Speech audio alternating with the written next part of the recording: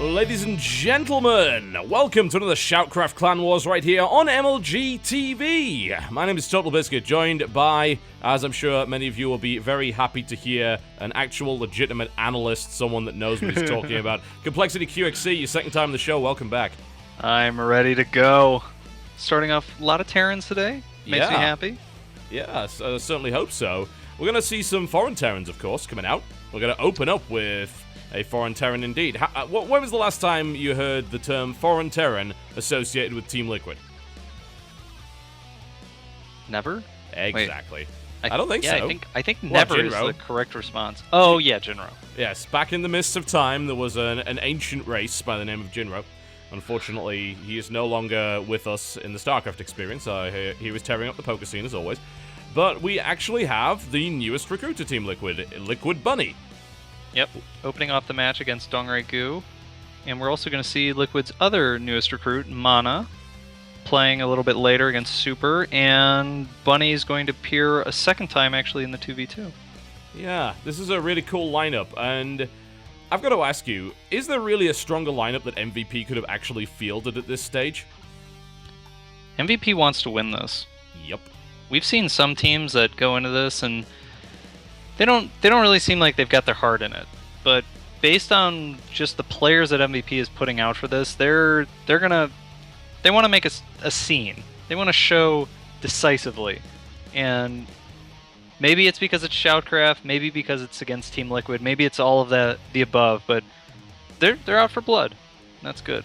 I would certainly say so. This is the debut for both teams in SHOUTCraft Clan Wars. They've been signed up since the start, but we've been waiting for an opportunity. MVP's been very busy with Pro League, and Team Liquid, as everyone is well aware, is sending their top players all over the world right now, and they were looking to actually do the big announcement of Bunny and Mana into their roster. So we finally got it sorted out, and they're one of those rare teams which is kind of split between Europe and Korea, making certain times very difficult to play.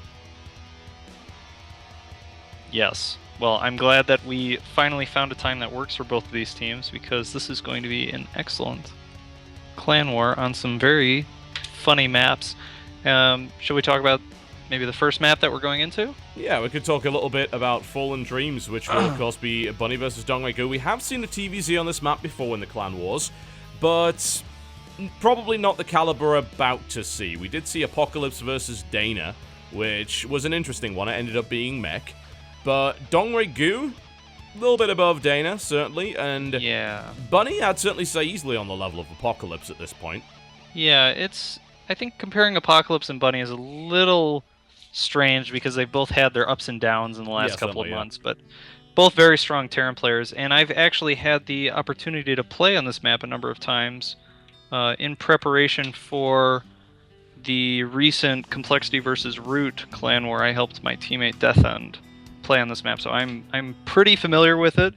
For those of you who don't know, it's got retractable bridges, and I think it's 2 sets of 3 with a watchtower in the very center, and those bridges will retract every 45 seconds or so. Anything on that bridge will fall to its death and be removed from the game. And when the bridges are out, getting directly across the map from one corner to another takes probably about twice as long. You have to go kind of the long way around the corners of the map. And when those bridges are up, the rush distance between the two bases is actually quite short. Absolutely true. We have yet to see a unit die on the bridge yet. I'm hoping eventually we will, just for comic effect. But we are talking about two very high caliber players that usually wouldn't make mistakes like that. Alright. We're here. We are in the map, and we are ready to rock and roll, ladies and gentlemen. So let's actually make this happen. It should be an absolutely phenomenal clan war. And here we go. Ladies and gentlemen, welcome to SHOUTCraft Clan Wars and this series between two incredible teams debuting here on MLG TV. In the blue trunks, playing Terran to the northeast, the newest recruit for Team Liquid, he is Bunny. Versus his opponent to the southwest position, a veteran, a tyrant, the final boss. In the red trunks, playing Zerg, MVP DongRaeGu. So a couple other notable features of the map is you have a expansion basically within your main. And to start off, there's only one entrance to your base. But as soon as the rocks are destroyed, then there's an entrance into your main and an entrance into your natural. This is probably not going to be particularly relevant in Terran versus Zerg. The bridges kind of dissuade a lot of ground-based all-ins, but definitely in some of the practice I had against Protoss, having that second entrance was extremely important towards defending your base. So Bunny is actually going to go for CC first, and DongRaeGu is also going to open for Hatch first, which is pretty standard, pretty normal way to open up when you have that in-base base. Yeah, it's basically a pocket expo, at least for the time being. It's a pocket expo sort of in the same way that Terminus had that third base with the rocks at the back, but that was a third, not a natural, so this is a little bit less of a risk to take. That third was a little bit out of the way. Yes, it was possible for something to break the rocks down and catch you by surprise. Less so here.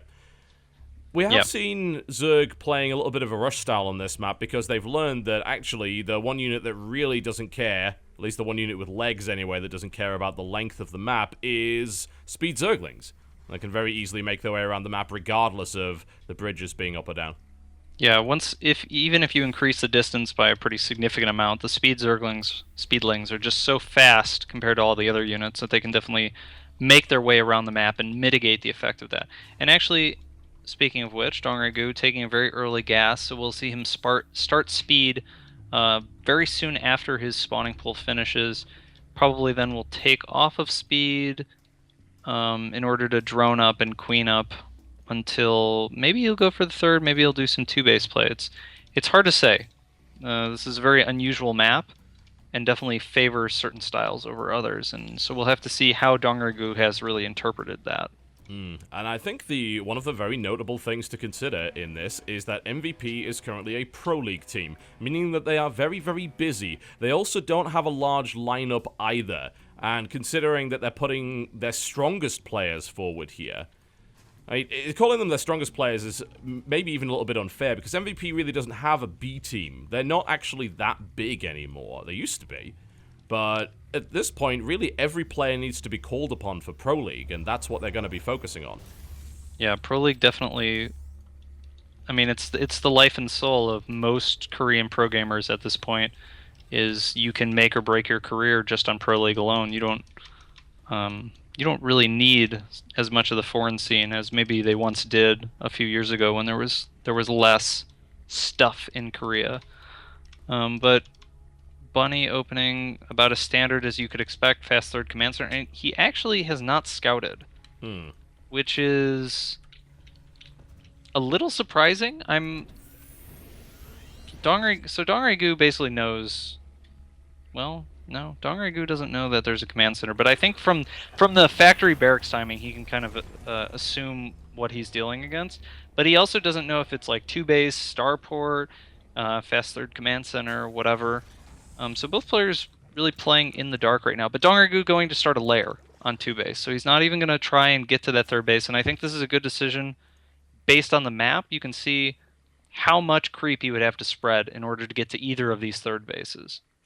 Yeah, it's a lot longer than most. You go all the way around here, and then you can finally take that third, which is creeping fairly close to the Terran base, which is not what you want. There is another potential third, but it's really almost impossible to take simply because of the rocks being where they are. So it's always going to be that one above the base there.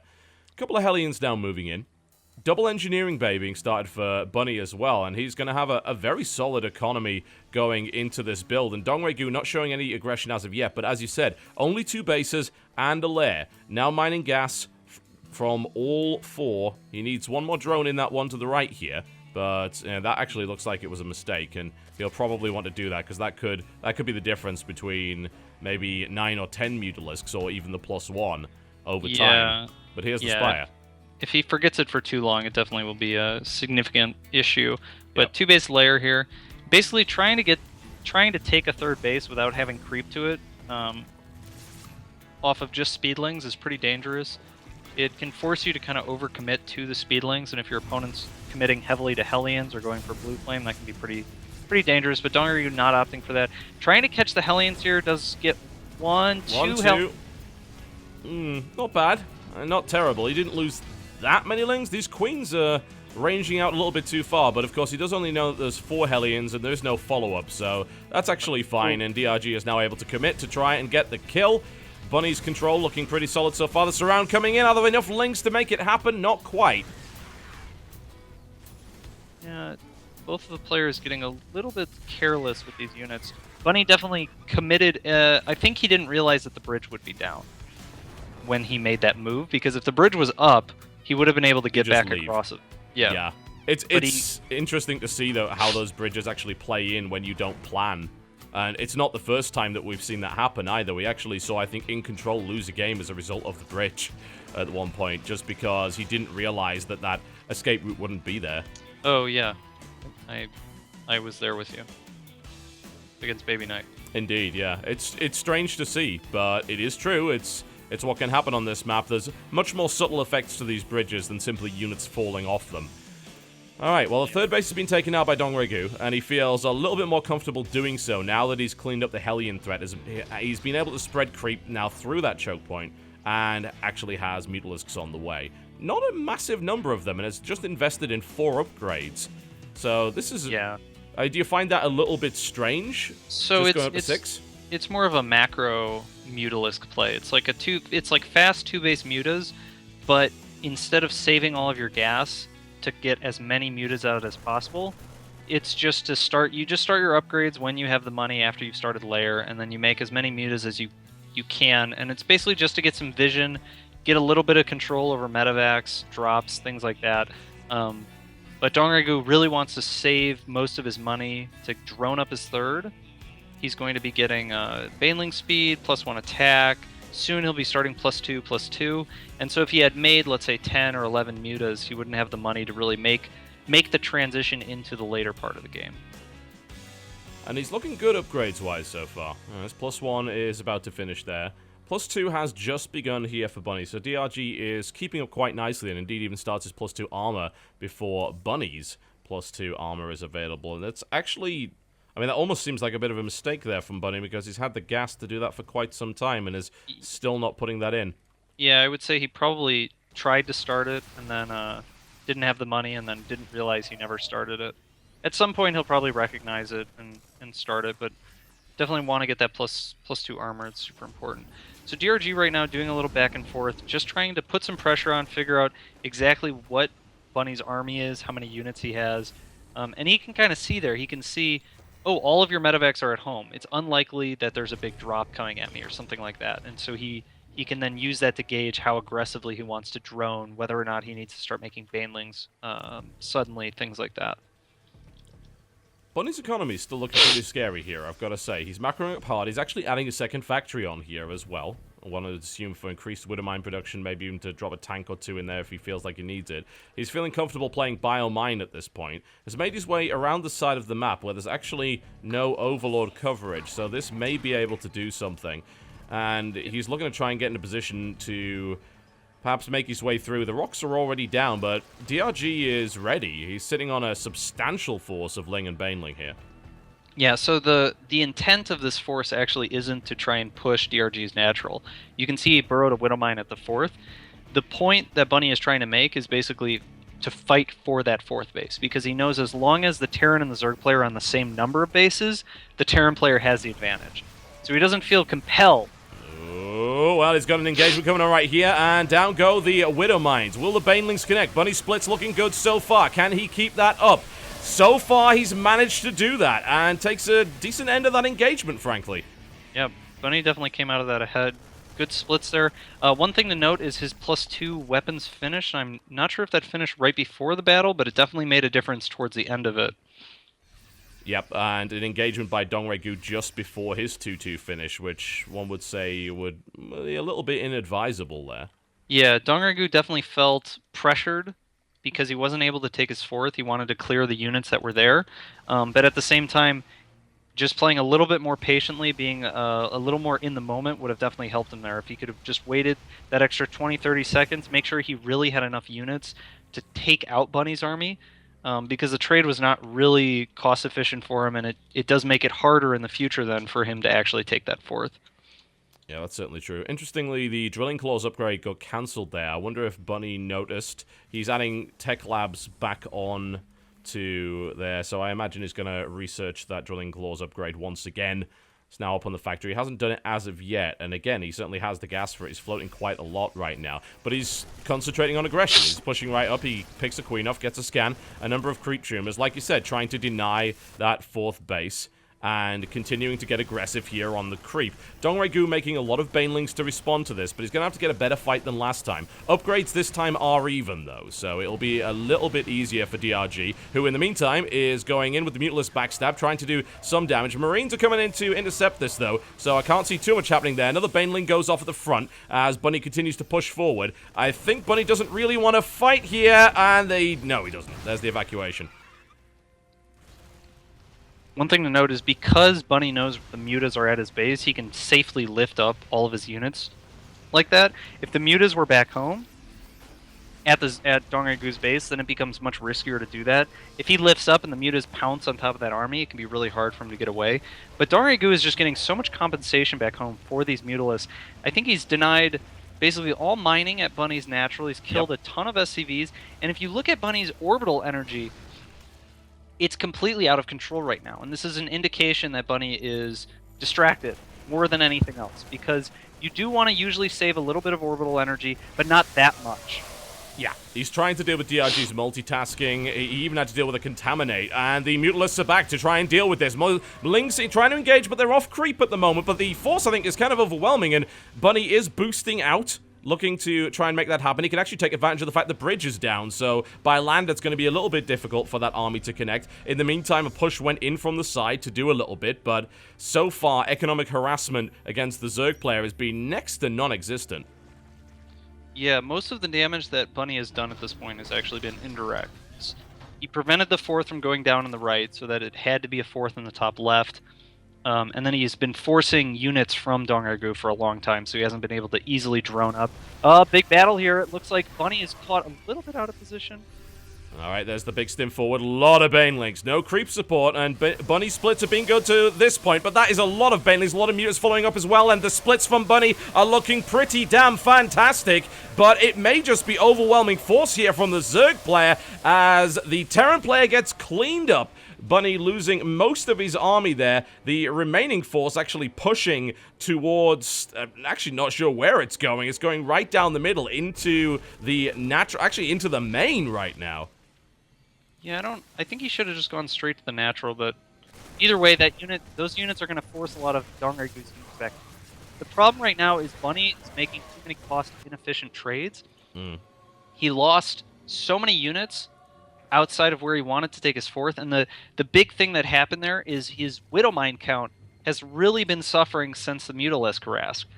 The second factory was at the natural. The tech lab was repeatedly sniped. He wasn't able to build Widowmines out of it, and that has led to him, in this point of the game, he's only got 3 Widowmines. There's absolutely no way he can win a big head-on engagement with that few Widowmines. No, I wouldn't say so, and now his 3rd base is under threat. There's only a single bunker with a couple of Marines in there. It's going to be nowhere near enough. Huge amounts of damage. The orbital falls. No! Super repairs going on, but they're going to give their lives for that orbital and fail, I am afraid. The Marines come in to try and deal with this. It's a lot of links, not so many banelings. So many flooding over Bunny's army right now. 177 supplied, 120 dropping rapidly. The rest of Bunny's army's over the other side of the map. Cancels the 4th base. Takes that out, but sacrifices his 3rd in the process. And DRG's Mutalisks now taking everything they can get. Yeah, DRG is in a great spot at this point. He's done so much damage to Bunny's economy. Bunny needs to basically regroup everything, make a concerted defense at his 4th, drop a lot of mules aggressively, and kind of stabilize here. He's reduced DongRaeGu again to 3 bases, and he's done a great job of limiting DongRaeGu's economy. The problem is that he hasn't done a good job of defending, and that's what's allowed DRG to put himself ahead. Yeah, I mean, we're talking 17 workers to 74 here. That's how much economic damage DongRaeGu has done. 50 workers killed to only 5. The Mutalist control from DRG this entire time has been phenomenal, and as you pointed out, the Widowmine production has not been high enough to really stop that muta count in its tracks. And as a result, we've had 20 mutas flying all over the map with good upgrades as well, 2-1, which is maybe more than you would expect on flying units at this stage, but it's doing the job, and the rest of Bunny's economy is getting smashed here as the Marauders just look on helplessly. Yeah.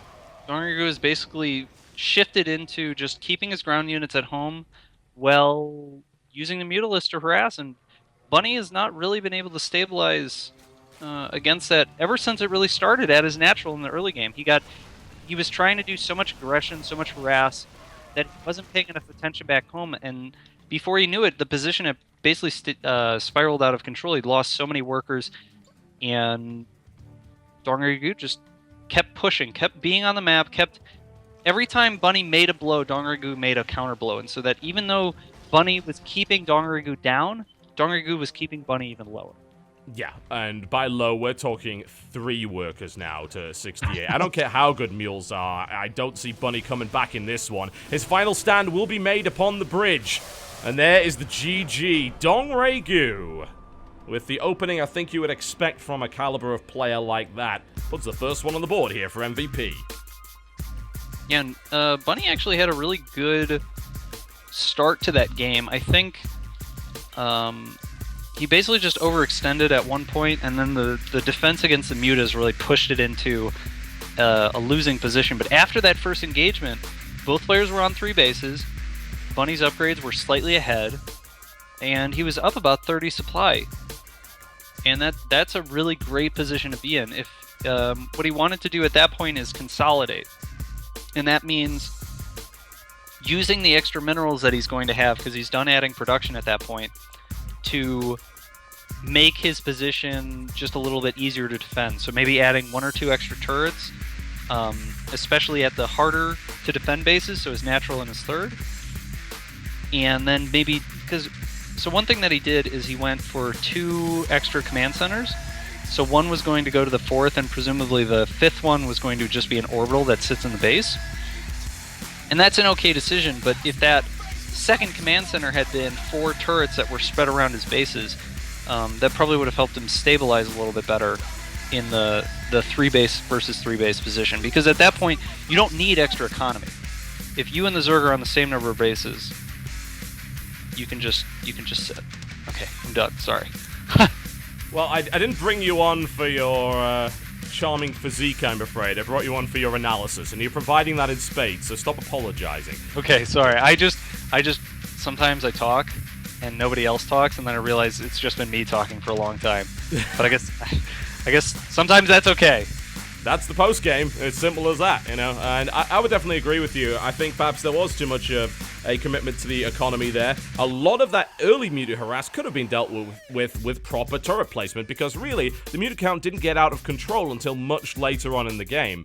And the initial engagements that we saw Bunny take were very good, very efficient, great splits against the Banelings, and then he made a couple of questionable moves which lost him a large amount of units for no real reason, especially that stim with unmedevaced units right into the main base and succeeded in achieving nothing at all.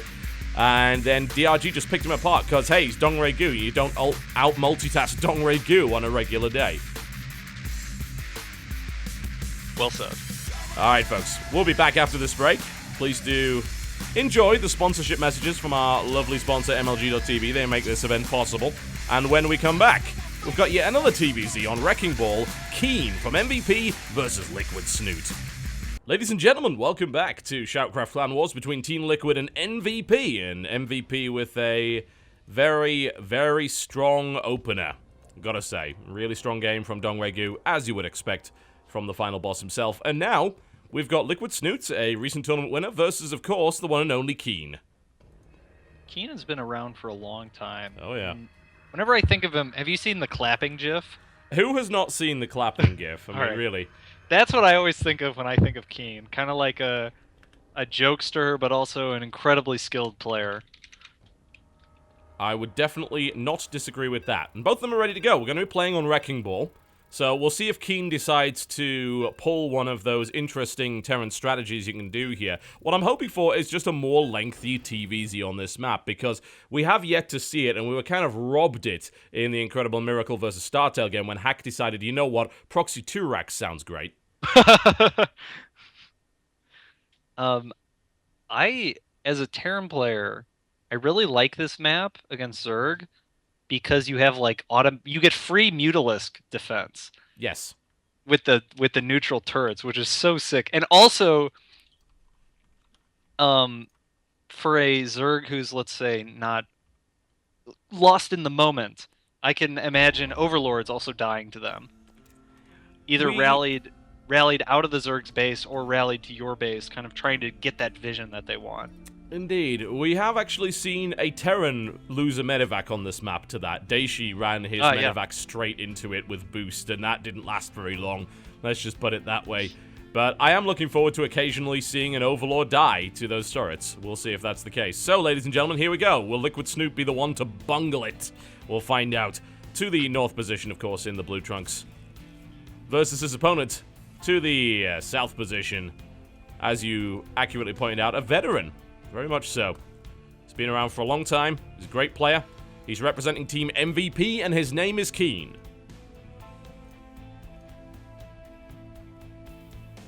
Wait, did you introduce both players? I absolutely did.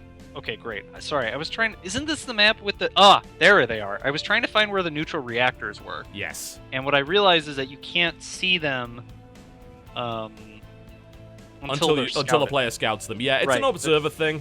I think that's actually something we can fix. And I believe it's a way that the map interacts with Game Heart. I'm pretty sure it was the map maker's fault, so I can get him to fix that. But yes, there are two neutral add-ons. One is there, and the other one is just kind of to the other side here. They're both reactors, though, right? One is a tech lab. Oh, that's... Because it looks like the Overlord just, like, automatically scouts the reactor. But maybe in the other spawns? Let's see. Then the Overlord would be going across the map on the other side, so then it would scout the tech lab? Are you actually trying to analyze this game, or are you just trying to come up with builds for this map the next time you play on it? It's got a neutral reactor! It is a fair point. I mean, that should be a Terran's wet dream right there, but we've yet to see any of them actually use it. If you gave me any normal map and just put a neutral reactor on it, I guarantee I could do something so sick on it. It'd be like the freest of wins. Assuming they didn't pull workers and like kill my SCP building the barracks on the neutral reactor. That would have to be a pretty quick reaction from them, especially considering the distance. That would be insane. Yeah. Hell, I mean, you'd win on the mining time lost alone there, right? Well, not if the barracks didn't finish. It's kind of hard to do stuff with the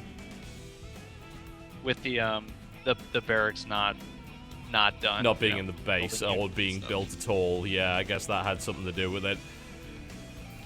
So Keen doing like the standard opening. Yep. And Snoot opening gasless. I think gasless on this map is actually a really good decision because there's no jump-in points into the main. And basically that means that if you defend the very front, you defend everything, which is not the case on almost any map right now except for maybe Habitation Station.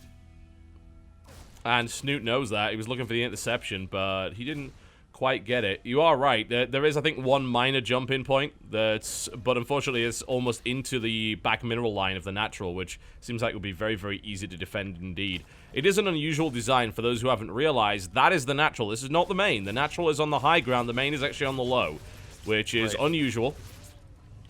And it may make some difference later. I don't think it's... I think it's more of a... Well, no, I'm not actually sure when this would make a difference. Because the thing is, you can't attack the main, like, from outside of it. So the fact that it's on the low ground doesn't mean much. No. Not from what I can see at any rate. And I think maybe you could put up a ridiculous cannon contain on this map, and it would be even harder to actually push it back. Maybe, but obviously in a TVZ, yeah, maybe a cannon rush at the top of the ramp. Or like a bunker rush at the top of the ramp or something, but anything like 5-6 minutes and on, I'm not seeing that being a huge difference. But anyway, Keen going up to 3 command centers. He's going to use a third one as part of his wall, and going into Hellions, getting a tech lab on the barracks. So this is super standard transition. Basically just gets a queen. Yeah, you generally don't see that. And those Reapers have proved to be exceptional value. They even sunk energy because Snoot transfused, but I think he actually misclicked. I assumed he was trying to transfuse the injured queen, but he ended up transfusing the non-injured one. So I have a feeling that was a mess-up from him. And that's one of those losses that can very easily spiral out of control. Oh, I scanned the main. That's Is that a thing that Terran players do all the time? Well, just randomly scam the main when you have 3 Reapers up? Generally not. I don't know. Doesn't seem like a very common thing. Anyway, the issue here now is Snoot has 1 less queen, which is not only just like a 3rd less fighting power, but the energy that it would have gained otherwise is gone. And so that makes 2 less now. Really good push there by Keen. Going to make this very difficult for Snoot to defend. Speed has... Is he going to lose another queen? Oh, yeah, no. Speed is done. He's going to lose another queen. Queen is going to die. So Snoot has now lost 3 queens total. He's rebuilt that 1, so he's not losing injects right now, but his creep spread for this game is going to be very, very bad. Well, he did at least go gasless, so I suppose he can sort of justify that, but losing 3 queens at the start to not a particularly crazy build. I mean, we're only talking about 3 Reapers followed by a few Hellions. Nothing really out of the ordinary there. And Snoot's going to attempt to counterattack with an awful lot of Lings, and... Oh, if he kills that bunker, actually... and I think he might. Yeah, that's going to go down. That's a lot of Lings coming in right here. He's got to evacuate. Yep. So he brings his wall up, and let's see how much damage these Lings can actually do. They find the SCVs. There's a bunch of Hellions reinforcing them now, though. So Keen has dealt with this crisis extremely well. He lost 4 workers in trade for, what, 20? Actually, it was less than 20. Snoot pulled back with the rest of his Lings, so it was maybe more like 12 Lings, I think, that went down there. Yeah, so... Snoot with... Snoot's worker balance right now is really strange. So up to 55 drones on just 2 bases, and he's really looking to get that 3rd down. As soon as that 3rd finishes, he's going to be transferring a ton of drones over there. So he's trying to get 3 base saturated as quickly as he possibly can, and then we'll probably see him play from there. One interesting thing to note on this map is there are 7 mineral patches at your natural and 6 at your 3rd. Yes. Instead of 8 at every base, which means that, I mean, you need less drones or less workers to saturate, and I think Snoot is actually basically at 3 base saturation already with just 54 drones. Yeah, pretty much. 60 or whatever, yeah. Certainly looking like it if you look at the worker count there. In fact, he's getting a bit of mineral bounce here. He's slightly oversaturated, but now he's got the gas up, so that should certainly help alleviate that. He doesn't need any more drones at that base. Interesting little feature of the map. There's a lot of nice little subtle tweaks that these map makers have put in just to make these maps a little less standard. And I mean, what does that do really from, let's just say from a Terran perspective? If you've got a 3rd base that only has 6 patches, what difference does that make to you? So the big thing that happens all around the board is the bases are going to be mining out faster. So both players will feel additional pressure to take a 4th and a 5th base earlier in this game because each mineral patch is 1,500 minerals, so 4,500 less minerals on 3 bases. And in addition, in a even base situation, the Terran player will have a larger advantage because of mules. Mules always mine on top of SCVs, so they're not affected by the number of patches there. And so if you take, you know, some number of workers and you add mules to it, it's always going to be better for the Terran player when the number of workers for saturation is lower. Does that make sense? It does. It absolutely does. And I imagine that was absolutely deliberate, that the map maker was looking for you to take those bases. I think, in fact, the map maker stated that the reason behind those turrets was actually to give us a degree of protection to that 5th, to make it a little bit nicer to take in certain scenarios. That's something he did mention there. Alright, we have a fight going on here. Lings coming on, and they're going to be able to get themselves a Hellion nice and easy. But there is a drop coming right towards the main base, which is currently going unresponded to. And Snoot's finally going to turn around and engage. Not really with enough Lings to do it, though. He's going to have to bring his entire army back here. He will be able to maybe catch a Hellion as he goes out, so that's nice, but... I wonder if Keen knows about the missile turrets. He didn't fly that way, but I could have very easily... In my head, I was picturing him picking up and boosting to the west, straight into those That would have missile been turrets. a disaster. But to be fair, that's kind of muscle memory, isn't it, really? You boost in whatever direction you think is the best. You don't think, oh, there's 6 missile turrets there, because that's never true on any other map. Right. Oh, he's gonna... maybe he'll drop... He can get actually a really good engagement by forcing the battle to take place on either side of this mineral line. You can see Snoot now has to commit part of his army in one direction, part of the other, and Keen can very easily switch which side he's pressuring. Yeah, that's a neat feature of this bit, actually. There's all sorts of possibilities. Keen's also gone for the drop here. He's now doing double-pronged drop harass. The Widowmine is trying to burrow in. It might get a couple of Banelings, but Snoot gets the connection before things get too bad. Widowmine kills some Lings, but aside from that, gets out, and the cleanup will happen there. In the meantime, harassment continues. Keen just picking off Overlords incredibly diligently here. He's been chasing Overlords the entire game so far. One thing that's really cool here is look at where Snoot put those 2 Spore Crawlers in his main. You see how that forms a wall when you combine it with the missile turrets on the left? Oh, yeah, actually it does. So that basically means any harassment from the left just can't happen. Yeah, unless you can go far enough north to avoid that topmost missile turret, but that basically creates a huge no-fly zone for Keen, and that'll make everything a lot easier to defend for Snoot. Yeah. We should point out that Snoot has been holding these drops very, very well. MvP Keen has not killed a single worker yet. Neither Snoot, admittedly, outside of that early harass, but he has been holding these drops off without too much of a problem. He did lose those early queens, but outside of that, Snoot's been playing rock solid, and his supply definitely reflects that. But Keen's still on 3 bases with 70 workers and is pumping out a lot of units. He's actually built some Hellbats as well. Yeah, it looks... Oh yeah, so Keen's going to be adding Hellbats to his composition, but also having Widowmine. So that's a little unusual. At this point in the game, basically what he needs to do is remove the creep so that he can get up to that 4th base.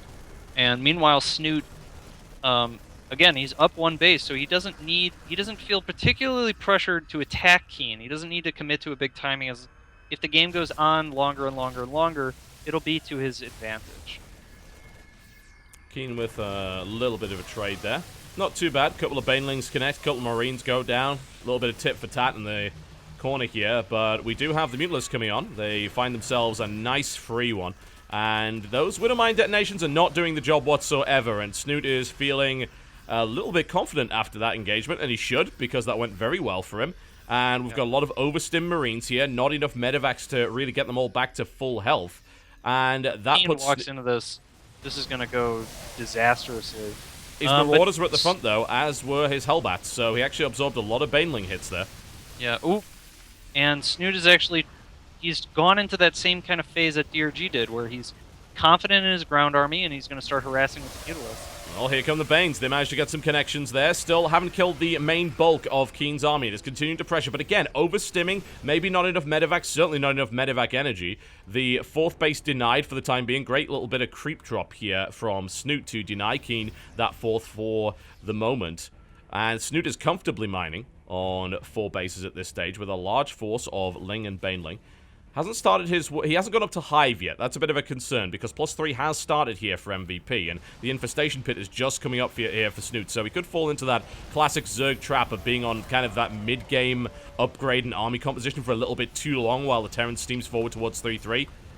Gets the CC, though. Nice pickup. Yeah, it does get the 4th, and that puts Snoot in a really good spot now. It's going to be a long time before Keen can finish another command center, and because of Snoot's... kind of presence in the middle, Keen hasn't been able to reduce the creep spread enough to really make a definitive engagement at that 4th base.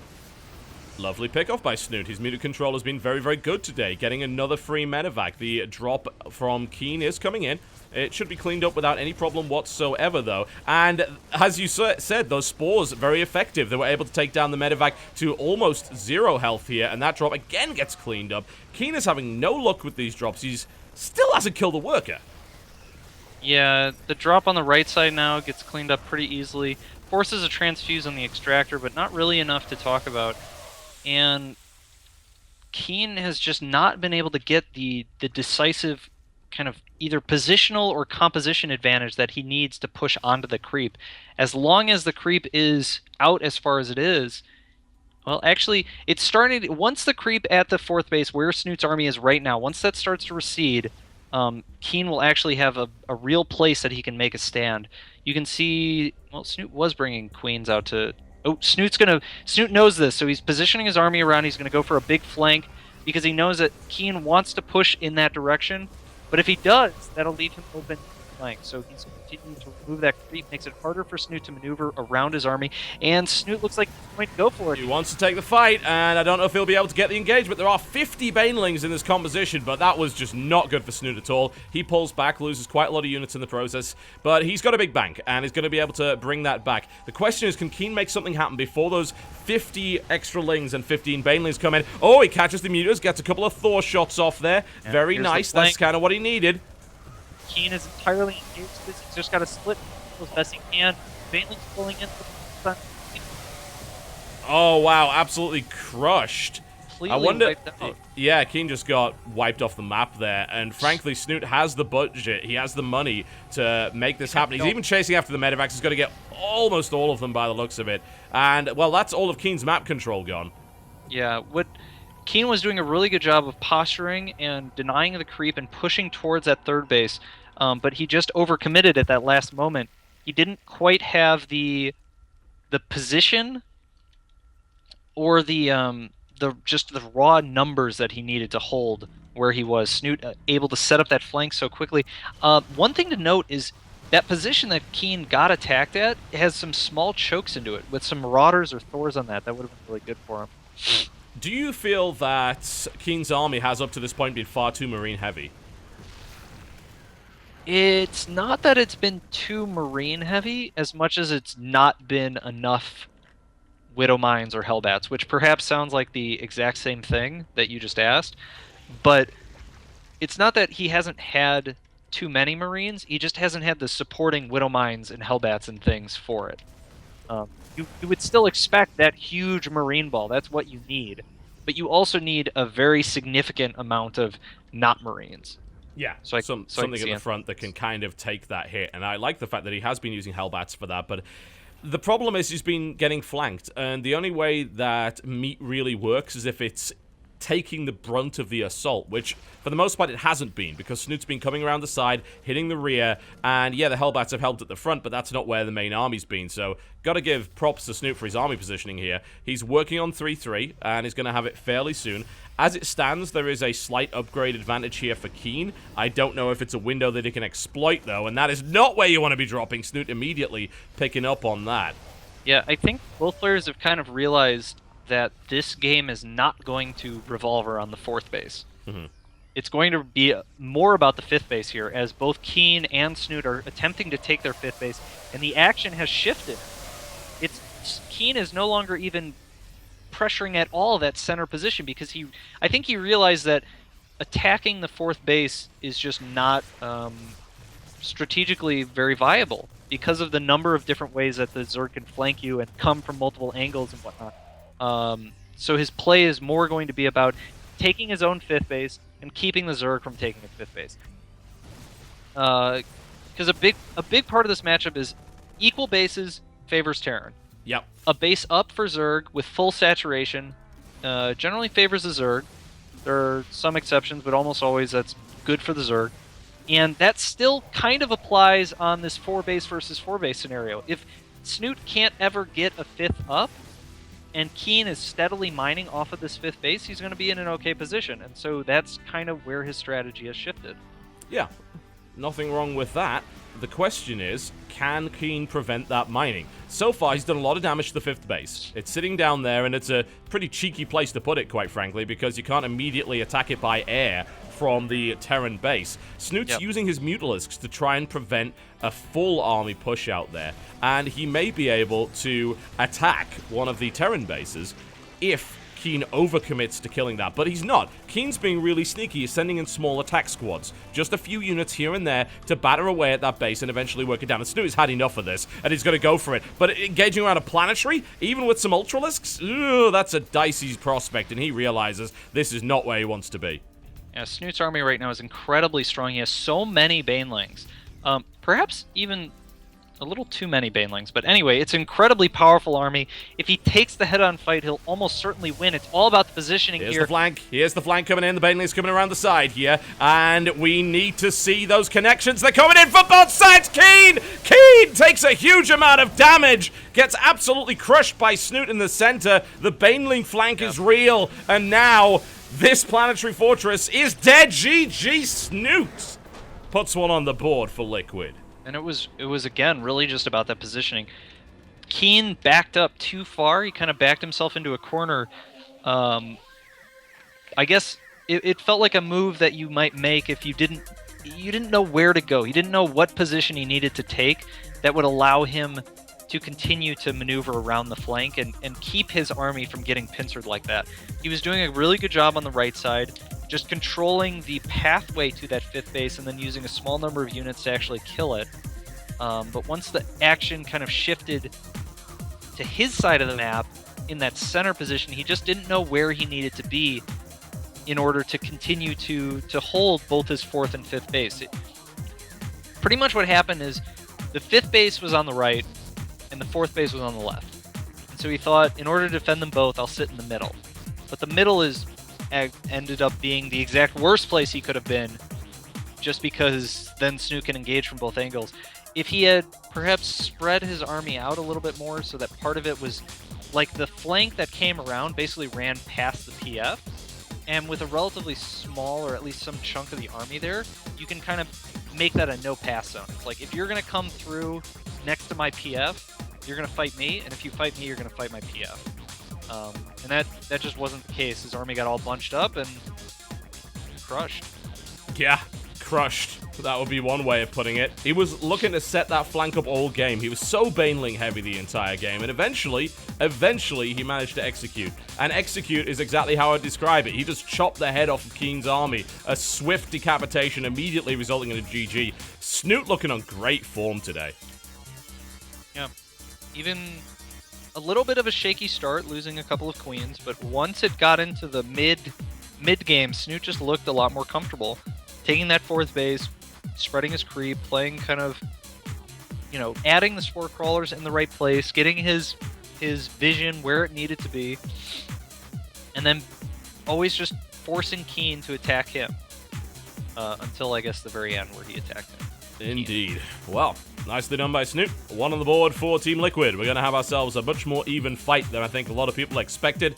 Snoot should never be underestimated. And now, we're going to be bringing on the PvP. Mana versus Super on New Polaris Rhapsody. We've already seen some pretty silly PvPs on this map. Let's see if we get another one after the break, folks. Don't go anywhere. This is SHOUTCraft Clan Wars Liquid versus MvP. Ladies and gentlemen, welcome back to SHOUTCraft Clan Wars, and we do have a war on our hands. This is certainly not one-sided after an excellent performance from Snoot, and we've now got a bit of PvP action. And don't worry, it's not a best-of-7 final for $100,000, so everyone can be just fine. Two excellent players, in fact. Mana, absolute veteran of the European scene. Like, for the longest time, one of the strongest Protoss in Europe. I don't think anyone can really argue that. Versus Super, who is just a titan, frankly. Really, really scary player that a lot of people maybe don't know a huge amount about because he hasn't had that huge tournament win, but I've seen him in team leagues, and he's terrifying. Yeah, we also don't really see Super abroad very much. No, we don't. He almost exclusively plays in Korean events. And they're going to be on New Polaris Rhapsody, which is the lava map? It is indeed the lava map, yes. Fantastic. We've seen a couple of PvPs on this before. I feel like Protoss is literally the only race that will play this map. It's the only race that seems to want to play it. I don't know why nobody else wants to play it. Warpin is good, but, like... They're scared. I don't know. They're terrified of the lava. I just think so theorycraft with me for a moment. All right. Okay, yeah. TotalBiscuit is... I'm good at that. I'm very good at that. So let's say something's happening in the center of the map. Yep. The lava only kills ground units, right? Correct. So, if you're playing Terran, and you have infinite medevacs, because that's how every Terran plays in every matchup and situation, it doesn't matter about the lava, because you can just pick up your whole army and fly away. No other race has that capability. And so you can, in the mid and like later parts of the mid game, and the late game, when you have that many medevacs, you basically can get free reign of the center of the map every so often. Because it'll clear out all the creep tumors, it'll clear out all the pylons, and no other race is going to be able to get out of there as quickly as you can.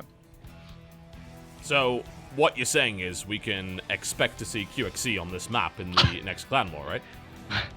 Well, I still want to play Wrecking Ball with the neutral reactor, so I don't know. Hello, Super. That's a 10 gate. Interesting start here from our MVP player, who we should probably introduce to the northwest position of New Polaris Rhapsody in the blue trunks playing Protoss. MVP Super with his 10 gate versus his opponent to the southeast position with the more traditional 12. In the red trunks playing Protoss, Liquid Mana, which I will never get used to saying.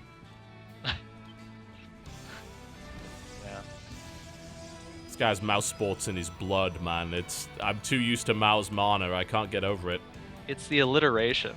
Yeah, I think so. Double M. Well. He's checking for proxies. I was like, what is he doing with his probe? Yeah. He's playing safe, and I guess he'll scout the 10 gate soon. Yeah, you should see the timing on the Cyber Core, one would think, and say, hang on a minute. That's a little bit faster than it should be. Right. So your Protoss knowledge is, of course, known to be absolutely superb. So what would you say? 4-gate. 4-gate? Absolutely. Yeah. Yep, totally. It's like, there's no other reason just to get earlier warp gate, faster warp gate, hit a faster timing. That's a lot of chrono boost he's sitting on as well, so... Yeah, if it wasn't for the chrono boost, then I could, kind of hypothesize that maybe he's not doing that, but really, with that much chrono boost, what else could you possibly be doing? 'Cause it means his economy is actually quite bad right now because he hasn't been using the chrono boost on probe. So Mana sitting at a 2-worker lead, which is significant because it's a mirror, and that worker lead may, well, no, it's not going to continue to increase because Mana's getting a mothership core. But you can see Super has actually cut probes now. He's adding additional gateways, and he's just going to go for it. This is like the most in-your-face kind of 4-gate, or perhaps it'll be a 3-gate? Well, he hasn't added another gateway on as of yet, although he doesn't actually have the cash for it. Probe. Well, that's because he resumed probe production. Yeah. Interesting. So I no. Yeah, it's got to be a 3-gate. But I wonder how Mana reacts to it, whether or not he overreacts to it. Oh my god. Whoa. No, pylon for you. That's... that's a disaster, surely. And, yeah...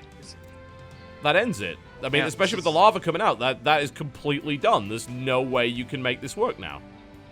Oh, is the Stalker gonna die? I really hope nobody told him what this map did. No, afraid not. Super's obviously practiced it. He knows what he's doing. And unfortunately, Super's units are now trapped. Yeah, because they can't leave. You can't leave. And Super is gonna lose his Stalker. Oh, he's gonna lose everything. What a... Oh, man.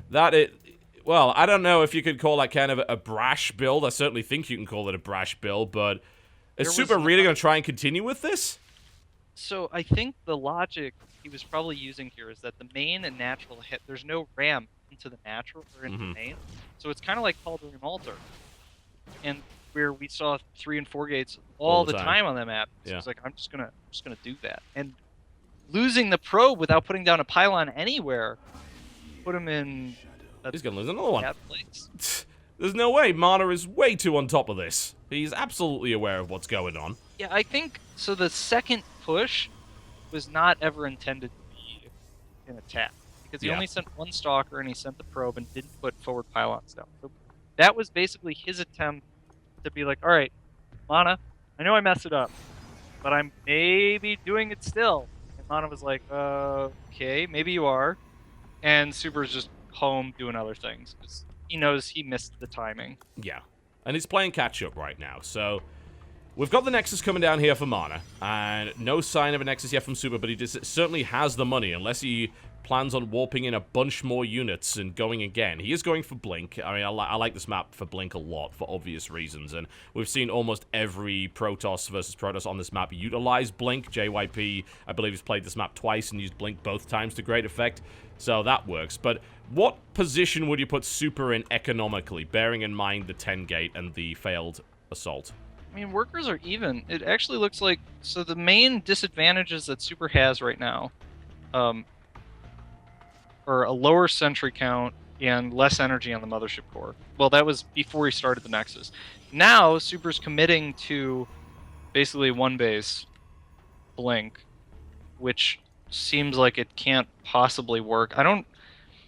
Like, I can understand, I guess, Blink for positioning in the center and just taking engagements and stuff, but Blink against this natural is just not a very exciting prospect. It's a relatively small ramp.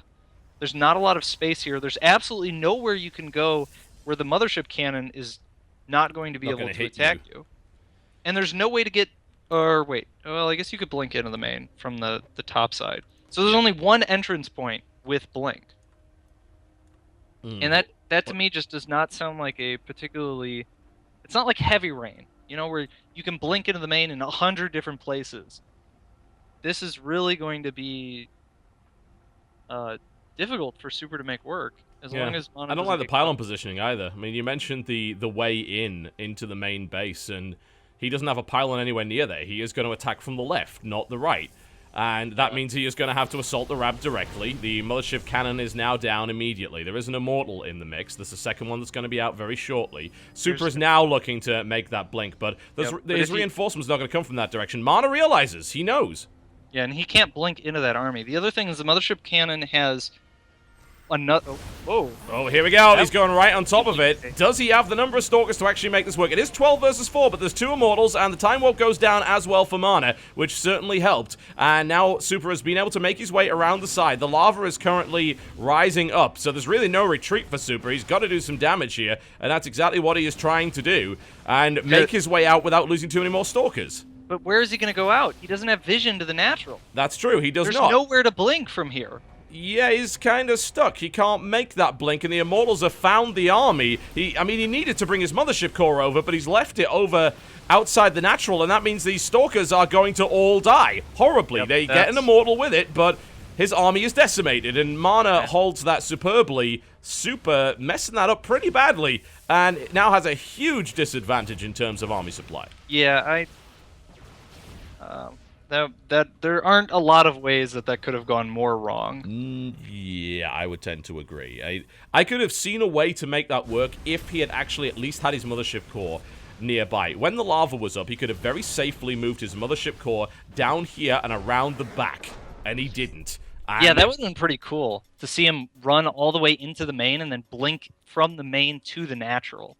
Yeah, that would have been something that you could have pulled off, but he didn't. His Mothership Core wasn't really with the army. It just hung around looking at the pretty lava, and instead of coming around the back and hovering over that lava lake towards the back of the natural, which would have given him the vision he needed to get out of there and continue that game, he got stuck in a corner and was just obliterated. Yeah, I think his play deteriorated after the failed 3-gate. I would agree.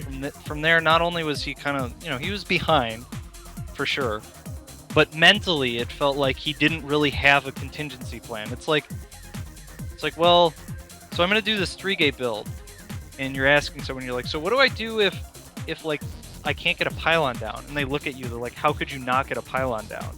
And they're like, okay, right, so you always get a pylon down. You always do the pressure. And when the pressure doesn't happen, it's like, well, I don't know. Where do we go from here? This was supposed to do at least damage, and it was actually a disaster. He took more economic damage just from the complete and total failure. He lost units, he lost probes, 2 of them in fact, before even placing a pylon on either of them. Right. Mana was all over him. That was... The Zealot Stalker also died for basically no compensation. Yeah, it was like everything that could have gone wrong with the build did go wrong. It was a complete disaster. There's really no other way to describe it. It could not have gone worse. And Mana played his standard rock-solid defensive style, knowing exactly what he was doing. It's like, I'm just gonna deal with you. And, I don't know necessarily if Super had enough practice on that map to really understand it, because I think if he had, and he understood the layout of the main and the natural, then there would have been ways out for that Stalker force, but it never happened. And maybe he would have put down a pylon, because the big, like, the clinch moment was when he moved up the ramp into the Zealot Mothership Core, and the probe died immediately. Yeah. And with most maps don't have a ramp up into the natural. And so if he had seen the Zealot and Mothership Core before he had started going up the ramp, he could have kept the probe alive. But and And that seemed like the big decisive moment, I guess. Yeah, I'd agree with that. Well, next up, in the variety pack, we've got a PvZ. Liquid TLO coming out against MVP Bily. We'll see whether or not MVP can put another one on the board, with Liquid surprisingly taking a 2-1 lead without even deploying their big guns yet. So this is looking good for them. Let's see if they can further extend their lead after this break. Alright, ladies and gentlemen, welcome back to SHOUTCraft Clan Wars, right here on MLG TV. Oh, that's a good sounding track. I should play that one next and, you know, not let it run over my speech. Whatever the case, this is the lineup right now, and this is the scoreline. Currently 2-1. Pretty big surprise for some people, I think, seeing two of Liquid's foreigners not just beating, but really running over two of the strongest players on MVP. Yeah, I'm not sure how I feel about the Mana super game, but Snoot definitely outplayed Keen in a lot of different ways in their one game on Wrecking Ball, which was quite nice to see. And actually, let's go into this game, which is on New Pompeii, which is cool because it's got 5 spawns, and it's a circle. Yep. So there's 2 entrances to both. I wonder if that's... This seems really hard for Protoss, based on my extremely limited ZVP knowledge. Well, I guess we'll certainly find that one out. We've seen mostly... Well, we've actually seen a number of different maps. We have seen a Protoss on this map before, and... Actually, we saw 2 Protoss, and they did fairly well, but they still lost. But that was against Terran. Against Zerg?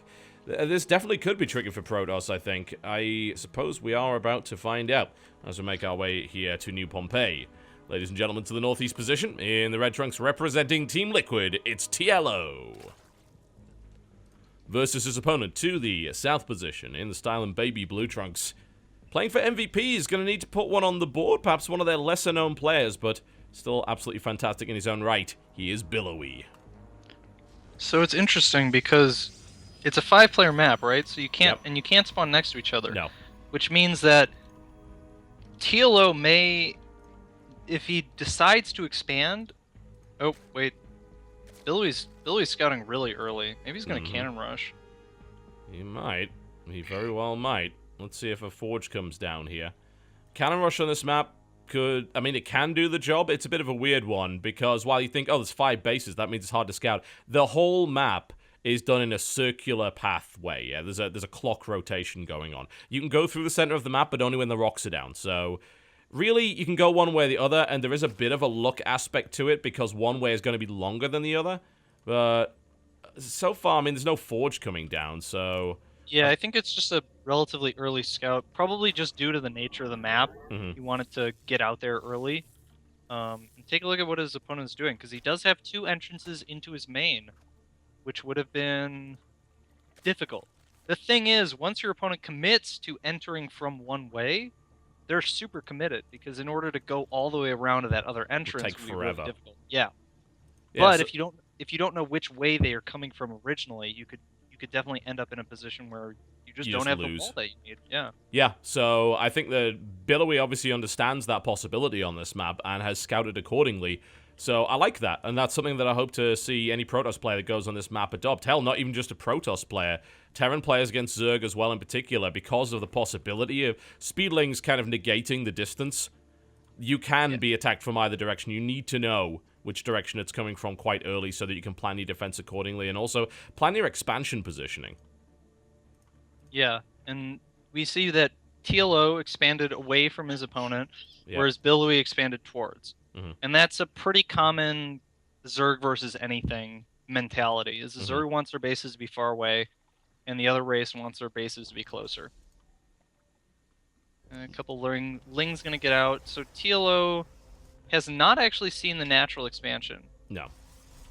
He does now, though. So the now Overlord does get the scout. Yeah, he didn't need to know either way, and in fact, TLO was actually moving over to spot the other natural. It's weird, because again, you basically have 2 naturals in this particular map. You can grab either one, depending on which one you would prefer. So it's good to find out. He's going to expand at the top left now, so continuing to expand away. Yeah. Although, if he keeps going further on, he's going to end up expanding towards again. That's the weird nature of the map. The thing there, though, is that like the natural is more exposed than the main for Bily. Yeah. So if he keeps expanding in that direction, he's expanding towards Bily's weak side. He's expanding towards his strong side, which means that if Bily is moving his army around that way, TLO should have counterattack possibilities because of the natural being a little bit weaker. Couple of lings poke up. We'll see the Zealot wall off, looking nice and solid. Forge going down. So, Bily has actually walled off both sides of his base. One with an impenetrable, well, I wouldn't say impenetrable, but a wall off that I don't, but yeah, you can't get through that under any circumstances. You can't walk through it. But the other side, you have that access to your natural, so that's looking good. So, nice and secure for the Protoss player up to this point, who looks like he is going to be playing passive for the time being. And now we await the inevitable, which is, what is the tech choice? And that is actually going to be a Twilight Council. Yeah, and there's a lot of distance here for a scouting overlord or whatever to cover, so it'll actually be pretty tough for TLO to see this potentially. The overlord is going to come in and sees the forge making something.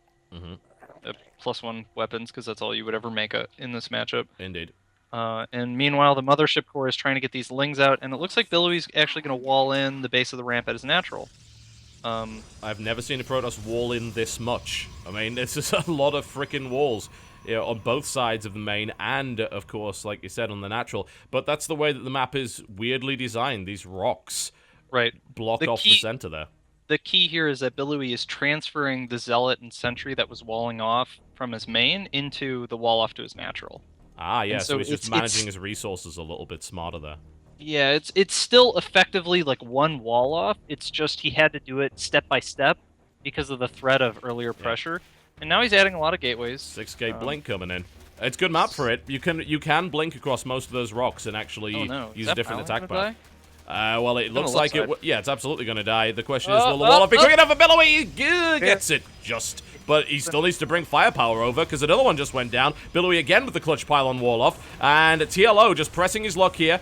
And micros away with all of his lings. Wow, that's an absolute pain. Hang on a minute. That shut down Warp Gate. Yeah, Warp Gate is quite delayed, actually, and +1.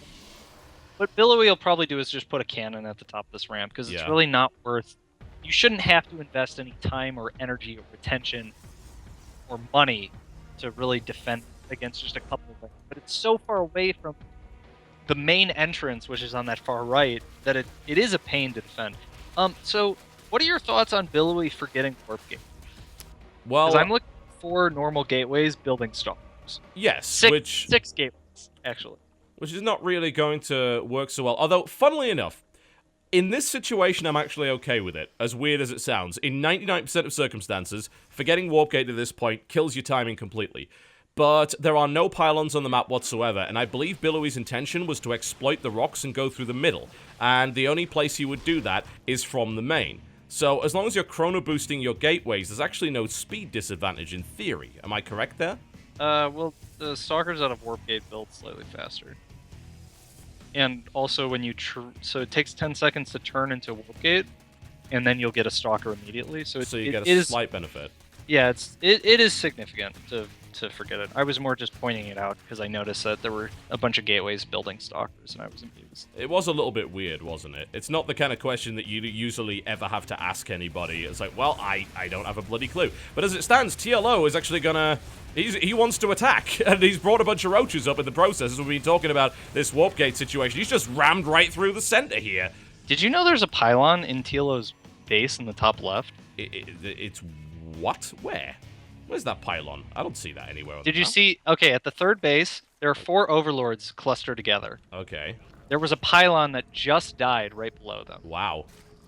That was a bit of a cheeky maneuver there from Bily. TLO's actually going for a Roach Max here, I think. He's gone up to what looks like 5 gases. He's got 1 Evo chamber. He's getting Roach Tunneling Claws, Burrow. I don't know why he's getting the Infestation Pit, but he's going up to 150 supply almost purely on roaches. Lings make their way in there and actually almost took a sentry out, but didn't quite have enough lings to make that work. And now Bily is going to try and engage. He is on a tiny army in comparison to TLO, who is moving forward. Tunneling Claws is being researched, but it's not going to be done yet. I mean, there's so many roaches here. That's going to smash that Stalker army, surely, as long as TLO doesn't get skittish. Oh, maybe he's going to blink out of the high ground here. Maybe, no? or maybe he's not going to do that, and he might lose all of his stalkers. But he did bring reinforcements in, so he should be fine. There we go. Now he's starting to blink on the Hydra. There we go. And that will keep those stalkers alive. But now he's got to somehow mount a defense against this massive roaches coming into his base. They have tunneling claws in a few seconds as well, so the regen's going to be great, mobility's going to be great. There is an observer, but only one. Immortals are starting to be produced here, but TLO looks like he understood this map as well, and is going to be hammering forward as much as he possibly can. Roaches are now streaming across the map at high speed. He's engaging the stalkers fairly effectively. Bily's blink micro is looking pretty good, so he's getting the better end of these trades, and TLO is now forced back. So a good solid defense from him, and the Immortal is about to be out as well. But TLO is continuing to push forward with this, and he's adding pathogen glands into the mix. Oh, okay, so he's going to be adding some infestors soon. Basically, Bily he needs to stabilize here. A couple of Immortals will make a huge difference against this composition that's so roach heavy. And meanwhile, TLO, he basically has no real transition. Like, he's got pathogens coming, and he's got +2 missile, but he has no carapace, and he only had 450 gas, so it's going to be 3 infestors. There's no hive. There's no Hydralisk den. There's really nothing besides just roaches and a couple of infestors with the extra gas. And you can see he's breaking down the rocks on the left side, which Bily has no vision of. And I think knock on the door by the looks of it. Yeah, he's gonna... Okay, Bily should see it and react to it now.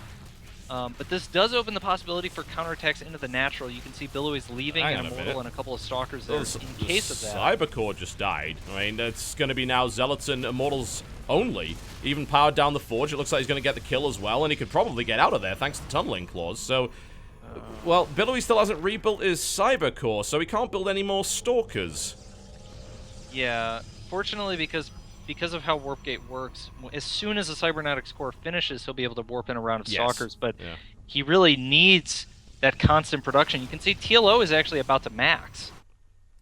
That's ridiculous, considering Bily's only on 99 supply. The Zerg player doubling it here has been able to go through this entire game unharassed, and has had a good build planned out. Now the Infestors are added into the mix, and there are some nasty chokes, mostly because Bily created them with his own SimCity that could be very, very vulnerable to fungals here. Oh, man.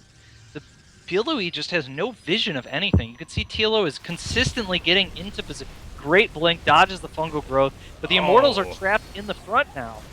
Wow, and just so many roaches smashing through. TLO roach drilling, and now he's burrowing a section of them under to pop up in the middle of the army. The Immortals go down, the roaches come in for the flank here. Bily trying to hold on. Photon overcharge popped. It doesn't matter! TLO smashes him. Again, another loss for MVP. I don't know. I'm really... The level of play in general is not...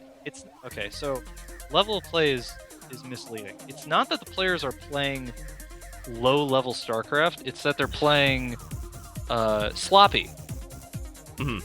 Super missing his pylon, like the completely failed 3-gate. It feels like a lot of unforced errors, I guess is the thing. And there's a lot of really good play and smart decision-making around those errors, but you cannot deny the fact that forgetting Warp Gate until 8 minutes makes a huge difference when you're going for 7-gate blink.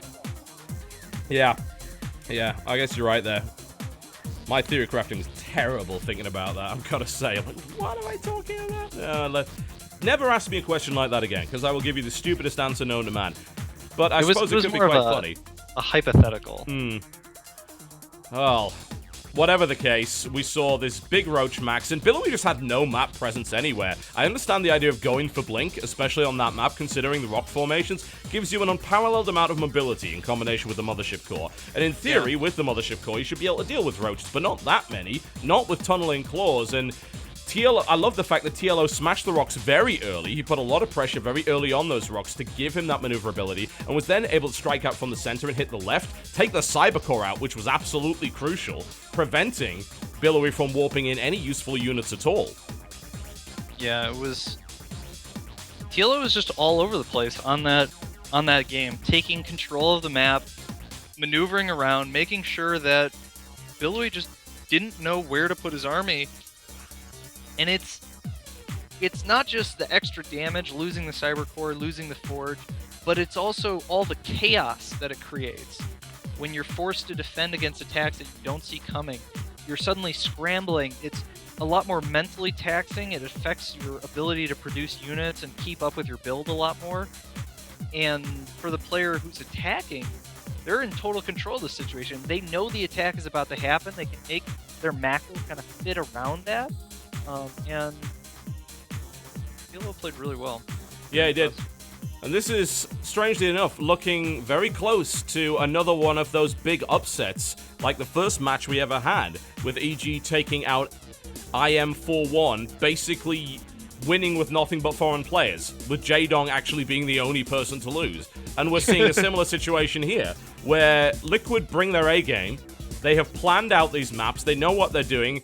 TLO must be having a field day, honestly, considering he's been labeled just this creative player for the longest time. It's almost become a running joke. Oh, TLO's so creative. But on a map like that, he actually has the opportunity to really plan something out that works. And Bily just looked like he had an idea. He went for the idea. Not only was he late on his warp gate, but he also got his warp gate slowed down significantly by the fact that the Cybercore got powered down through that little bit of Ling harass that did such an absurd amount of damage, considering. I mean, one cannon behind that would have completely stopped that from happening. And considering the Forge was up so early, it was, I think, a little bit of a mistake there from Bily. But after that, it's like, oh, well, I have no map control, I have no idea what the Zerg is doing, and I guess I'm trying to defend. Oh, the Zerg has double my supply. Well...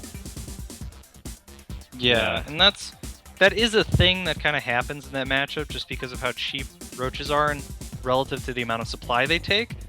But it's usually a less extreme version. Well, MVP is on the ropes, and now they have to rely on a double 2v2. Terran team in a 2v2. They put 2 Terrans out, which is really unusual. Zerg vs Terran is one of the go-to compositions. Double Terran?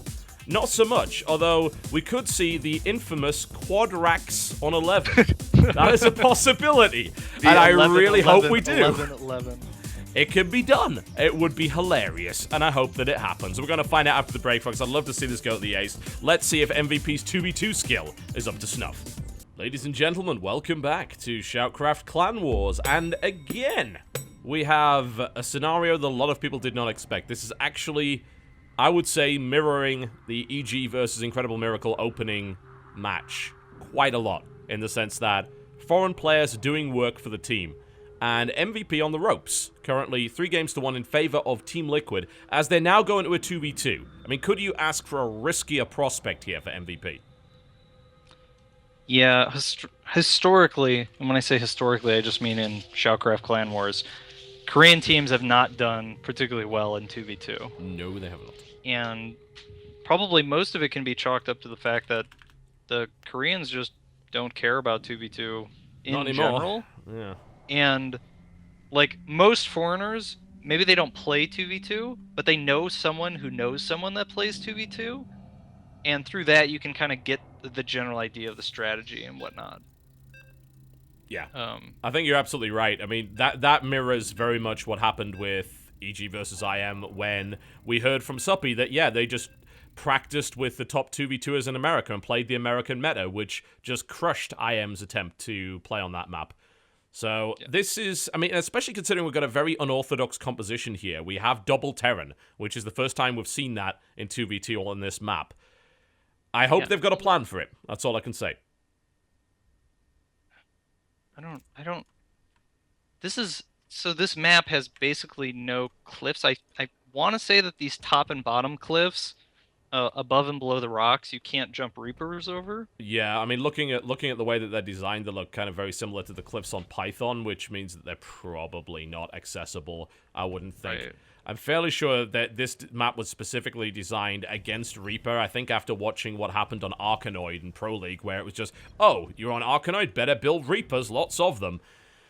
So, yes, I don't expect to see Reaper play out here. There is the possibility of that Quadrax rush in the center of the map, and we have seen indeed a wall off in the center, since this is the only readily accessible attack path initially. But let's introduce our teams before we talk about strategy. To the west position, we have Team Liquid, and playing Terran in the red trunks for them, we have Buddy, with his teammate Snoot in the style and pink playing Zerg. To the east of the map, the other side of the Iron Curtain, in the blue trunks, for Team MVP, playing Terran, we have Dream. And then another Terran for MVP, it is Keen. And they're both going gas first here. What it might actually be is just Hellions. They're both going to go gas first Hellions, or gas first Hellion Banshee, I guess, probably. Banshee has proved to be very useful on this map up to this point, like game-winningly useful. So I wouldn't be surprised too much. The distance between the bases is not actually that large, and being able to just bypass the attack path entirely in the center is really, really important. Yeah, and Snoot, I think he went 10 pool, 10 gas or something. It's like the standard 2v2 Zerg opening where you just get really fast speed. Meanwhile, Bunny is walling off, and basically all three Terrans are doing the same opening. Mm-hmm. I have a feeling that Snoot and Bunny are playing 10 pool Hellion. That's a possibility. That's the same build that we saw Suppy and Xenocider play. It's really, really strong. Can definitely do the job. What I want to know is what the Terrans are doing. Like the double Terran team, what on earth are they planning on doing? They're both going immediately into factory after the BM pause there. I do not accept that. Man, So if this was Pro League, Dream would be kicked out already for that. Yeah. 1, he paused at the wrong time, and 2, he talked too much. That's like 3 warnings, you're out. So Dream getting a tech lab. So maybe Dream's going to go really fast Banshee, and Keen is going to go mass Hellions. And I think that that is the wrong strategy. Okay. I'm going to be bold and predict a swift end for MVP in this clan war. Well, Snoot is bringing out the Baneling nest, and we're of course going to see Hellions here from Bunny, so definitely Speedling Hellion. Adding Banes into the mix is an interesting idea. We haven't seen too much of that. Yeah, that'll mean that he's really going to commit to breaking one of the players. Probably what it'll be is they'll take control of the center, Bunny and Snoot, and as soon as they've kind of isolated one of the Terrans, he'll make five or 6 or 7 Banelings or whatever, break the wall down, and then they'll just flood and kill him. You can see Snoot has already rallied Zerglings over to Keen's base. Yep. Did Keen see the... No, he hasn't seen... Oh, no, he's going to. Yep, he sees the Baneling, so Keen knows what he's in for. And normally it wouldn't be a problem to defend something like this. The issue is that once the Banelings go down, not only are there Speedlings, but there's also Hellions fighting him. Yeah. Not a usual situation, is it? And there's more links rallying across the map. And here comes the initial engagement. There is a Banshee on the way here for Dream. He's going to bring it in, but the front wall is already smashed here. The reinforcements didn't really sync up so well yet, so we'll have to see what comes of that. More links coming in from the side. Let's see how good Keen's control really is, and if Dream can actually get any reinforcements there whatsoever. So far, Keen acquitting himself well. Dream is able to bring in a reinforcing Hellion here. The SCVs managed to fight. There's a couple of Banelings coming across the side here. Dream is going to have to take those out immediately, and actually the Banelings don't detonate that well.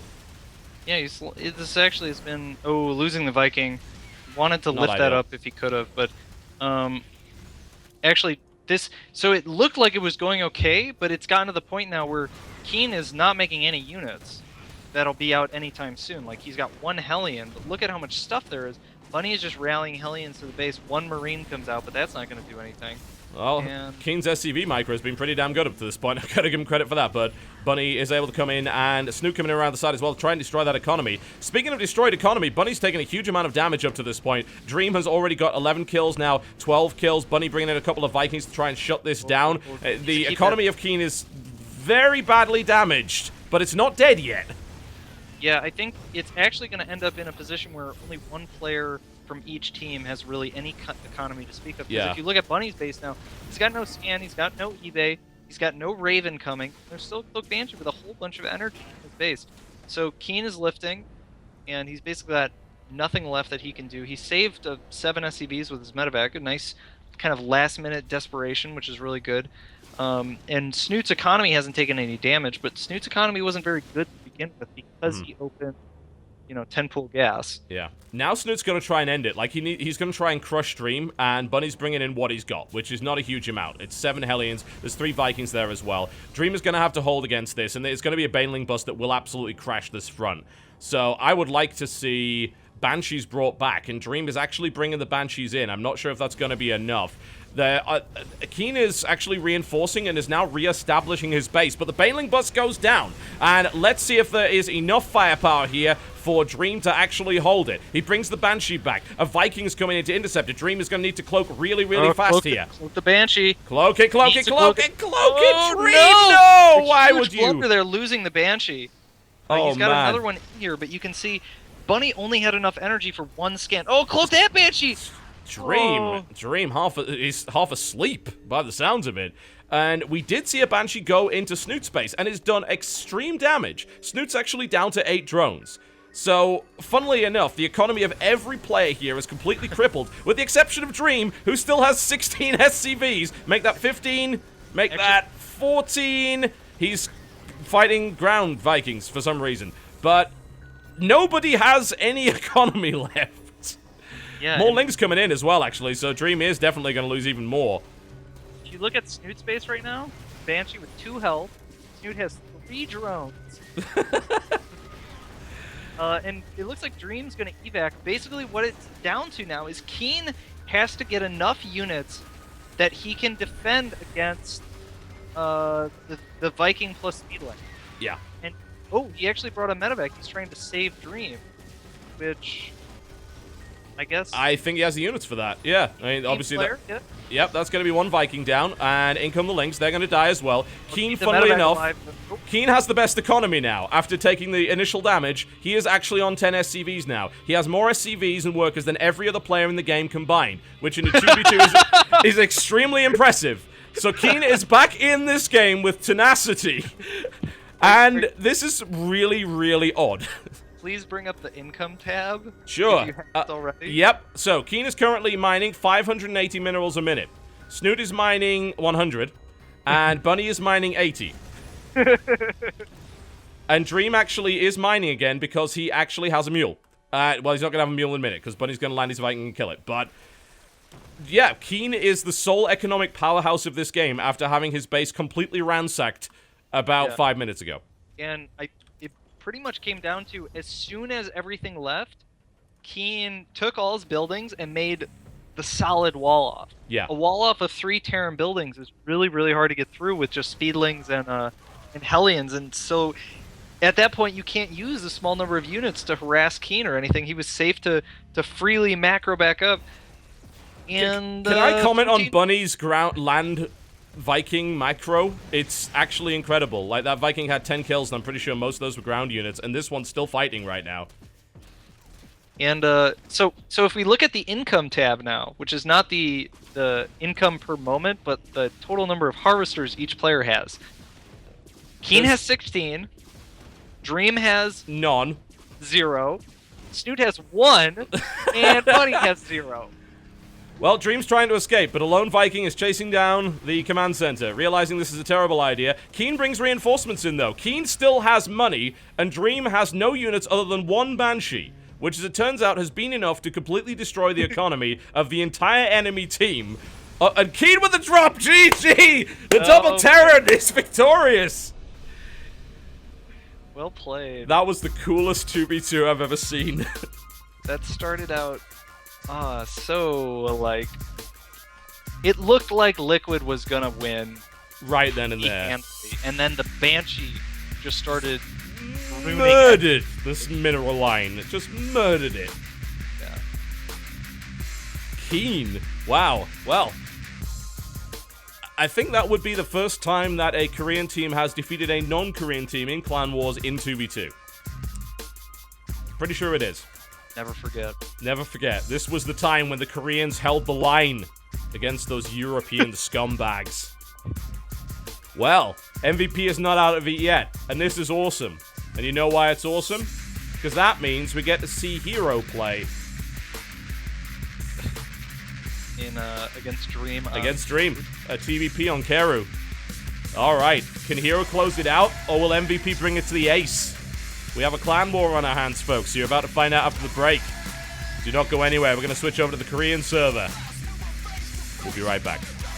Ladies and gentlemen, welcome back to SHOUTCraft Clan Wars. It is heating up in here as the big guns rolled out here for Team Liquid, although up to this point it didn't even look like they actually needed them, but they brought out Liquid Hero, who is going to be facing up against MVP Dream here on Keru. Yes. Gonna be great. I mean, anticlimactic. Sorry. Yes. I mean, it's not that you were wrong. Yes is the correct response in that scenario. I think you just need to enunciate just a little bit more. Maybe bloviate when it comes to that. Just kind of like, as opposed to just a mild yes, more of a yes! That kind of thing. From the diaphragm. That's how it works. I'm kind of imagining you as the announcer in the Stanley Parable. And it's a happy thought. I could have probably done that, you know. I think I have the level of sarcasm necessary to make that happen. Just that almost feeling of dead soul that I think that narrator actually has. He's just so unhappy to be there, but he's British enough to just get away with it. Stiff upper lip kind of attitude. So this is match point for Liquid. If Liquid wins this, they'll win. Yep. If Dream is able to take this match, then we'll be going on to an ace, which is on New Pompeii? No. Nope. We just played that. I don't know what map it's on. It doesn't matter. It will be on Neo Jungle Valley. Excellent. Now we know what map it's on. Wait, Probe's going across the map. He's hello. Alright. Yeah, that's a little bit early, isn't it? Hero... Yeah. I guess Hero doesn't really want to play too much in this clan war. He wants to end it pretty quickly. Yeah, well, I mean, you do the strategies that you think will win. Absolutely. Sometimes a strategy like this is indicative of a player not wanting to participate. Sometimes you just think that this is really the best thing to do. Yeah. It is a team league, after all. You know, you can set up these kind of builds, particularly if you've had not only a week to prep the map, but a further week to prep the player that you're going up against. Right. Yeah. Hero may, for whatever reason, not feel particularly comfortable on this map. He's going to go for an 11 gate, it looks like, right outside of Dream's natural. Yep. And Dream is going to put down his barracks. Yep. And hasn't scouted yet. I almost feel like that gateway is close enough that Dream will just scout it. Like, I think he might just see it as he goes out, like from the high ground? Yeah. He might. Assuming he does go out. That's the thing. I have to wonder if Hero knows that Dream is not much of the scout. I mean, how many of Dream's games have you recently had a chance to see? Unfortunately, not very many. No, neither have I. He hasn't been at very many IEM, so I haven't had as much of an opportunity. But it looks like Dream's actually going gasless. So maybe long rush distance and Oh, he's. Oh, here we go. Is he going to see this? Is he going to Yeah, see it? I mean, he's going to see it immediately. All right. And then it'll take maybe a couple of seconds before he sees it. He realizes that that's there. All right. Yep, confirm that it's there. Yep, time to go back. No point to scout the base now, because you know there's nothing there, so now you must defend against it. It is only one proxy gate, it is not two. Bunker and Wall-Off coming in here. Yeah, but you can see the Zealot's going to be out.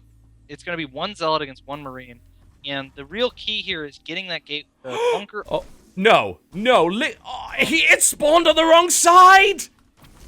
Well, that's stupid. That makes me sad, because I really want to see good games, and something like that is, you know, it's not really Hero's fault, it's just something that happens. You just wish it wouldn't ever happen to you or in anything you care about. Yeah, and Hero nestled it so far in the back, but there is space there. Yeah, I think what he's going to do now is he's given up all pressure that the first Zealot would have given him, and when the first Stalker comes out, he's gonna kill the pylon, and then pressure from that point. Yeah, and maybe if Dream overextends, he can get caught out by that. Yeah, he's timing this, as you can see, just as the dog pops out, and then he'll power down his own gateway. But the fact that, I mean, he has to supply block himself, even if just for a nanosecond, he kills one of his own pylons, powers down his proxy gate, but now the aggression does begin. And Heroes of Control is, of course, legendary. If he's able to win the game from this position, it would be a little bit crazy, considering the not even deliberate blunders that occurred. But he is able to cancel out bunker. Yeah, but there's just no reason for Dream to need to take his natural at this point. He can defend just fine on one base, and he's way ahead economically. He's going to be able to kill that gateway as soon as he gets out of his base. and I guess he's going for a quick factory. So he went 1 barracks, double gas. He's good. 2nd barracks relatively early, and then a fast factory. And Hero has decided that if 1 proxy is not good enough, do another one. Surely 2 proxies must be better. Yep. If a proxy gate doesn't do the trick, then also proxy a Stargate. Why not? Give it a chance. See how that works. Can Dream possibly be expecting that? I mean, he knows, all right, so the proxy gate got powered down. It was kind of a bit of a blunder by Hero to get that stuck behind there. Basically, I think it was the rally point that did it in because he was rallying to the top of the natural, so it ended up spawning on the wrong side. But is he prepared for this? Well, Engineering Bay is coming in, but Oracle's going to be in the base before that's even close to being finished. Yeah, defending this is really not going to be about the Engineering Bay as much as just the positioning of the Marines. Yeah. The real threat here is that Dream is not walled off. As soon as this Oracle gets in, he's got to pull all his Marines, which gives license to the 2 Zealots and Stalkers to just run into his base. Yep. And here it is. Oracle is right into that mineral line, and Dream does not have defense. He's already lost a few SCVs as it is. Immediately pulls the Marines, and will Hero actually take that opportunity? I think he's going to confirm the Marines are there, and then he'll try to move up. It's technically not enough Marines to actually do the job, but as it stands... The Oracle had already lost so much energy, though, that it didn't really matter. Yeah, it only had about 8 energy left. It couldn't have killed them. Would have been close to try and fight the Marines, and he definitely wants to keep the Oracles alive as long as possible. I'm not sure why he made a 2nd one, though. It's definitely an interesting decision, certainly. Unexpected, I suppose. Oh, Hero okay, he's expanding behind it. His plan now is just to contain Dream. Yeah. He went up to 3 gateways. Perhaps in some alternate universe, he would have gone for the all-in. He just burnt Envision. I mean, I assume that's to try and find a Widow Mine. But, I mean, that's certainly not going to find one. And that was a lot of energy that he just kind of tossed away there. And Dream now has a pretty significant Marine count. The bunker's looking good. I think the logic here is that if one Widow Mine...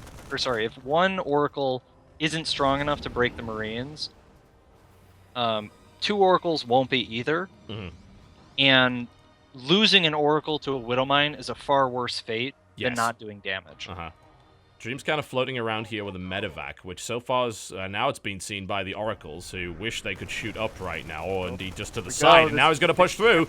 The Marines now coming down, and the Marauder in position. There's no repairs in that bunker. That will die pretty much immediately, but Dream does have a substantial force at the top now with medevac support. Stim is going to be done in 20 seconds. Yeah, if he can hold on until Stim, this defense should be pretty possible as long as he brings some SCVs. He's brought a Widow Mine along. He's got a tank as well, actually.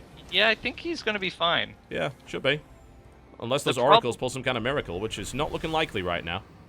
No, the problem for Dream now is he needs to take his natural. He's kind of on the clock to establish his natural, because the longer it goes now, the more Hero has a chance. Lovely pick-off by Hero to actually get that Widow Mine out of the way. And he is able to do a little bit of damage to that Oracle, but not crippling. And behind all of this, regardless of the ridiculous start to this game, Hero has already established another Nexus. He's got his expansion, and that means if Dream doesn't take his next base really, really soon, as you pointed out, he will be behind economically, which is not where you want to be. Yeah. And the big factor for Dream right now is workers are even. So... Oh, fail force field by Hero. Dream is all the way down here and is now trying to fight. He now has the tank supporting from the back here. These force fields not doing much at all as the Marine Stimmage trying to do yet more damage, and Hero's army is caught out of position. A big stim forward here by Dream, and is going to obliterate pretty much every Stalker that Hero has. And he will take that natural with a crushing engagement there.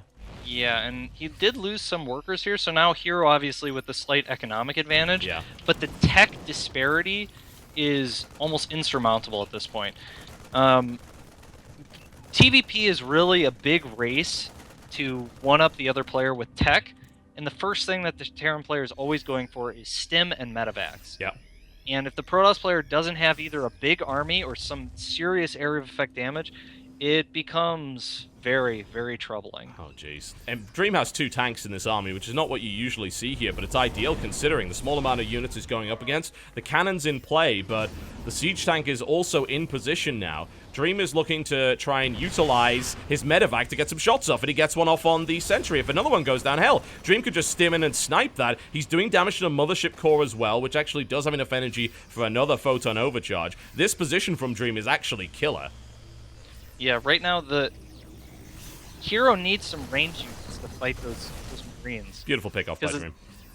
Yeah, if the Zealots get in range, the tanks can fight them. You can see now, this is kind of the crucial interaction that defines the early game of this matchup. Is nothing Protoss has really fights Biomedevac until they get Colossus or High Templar or a big bunch of Stalkers or some good sentries, stuff like that, and Dream is now going to establish control of the natural. Man, have you ever seen a more efficient trade than that? Dream killed all the Zealots. Hero has nothing but the Nexus cannon here, and there's tanks in position to do damage, and I think Dream realizes he's got the killer instinct, he's going for it, he wants to bring down that Nexus, he knows he has the superiority, the Nexus falls, the tank count is ludicrous in this TVP, which started off with the proxy gate. Colossus don't fight tanks very well, there's the GG, we're going to the ace.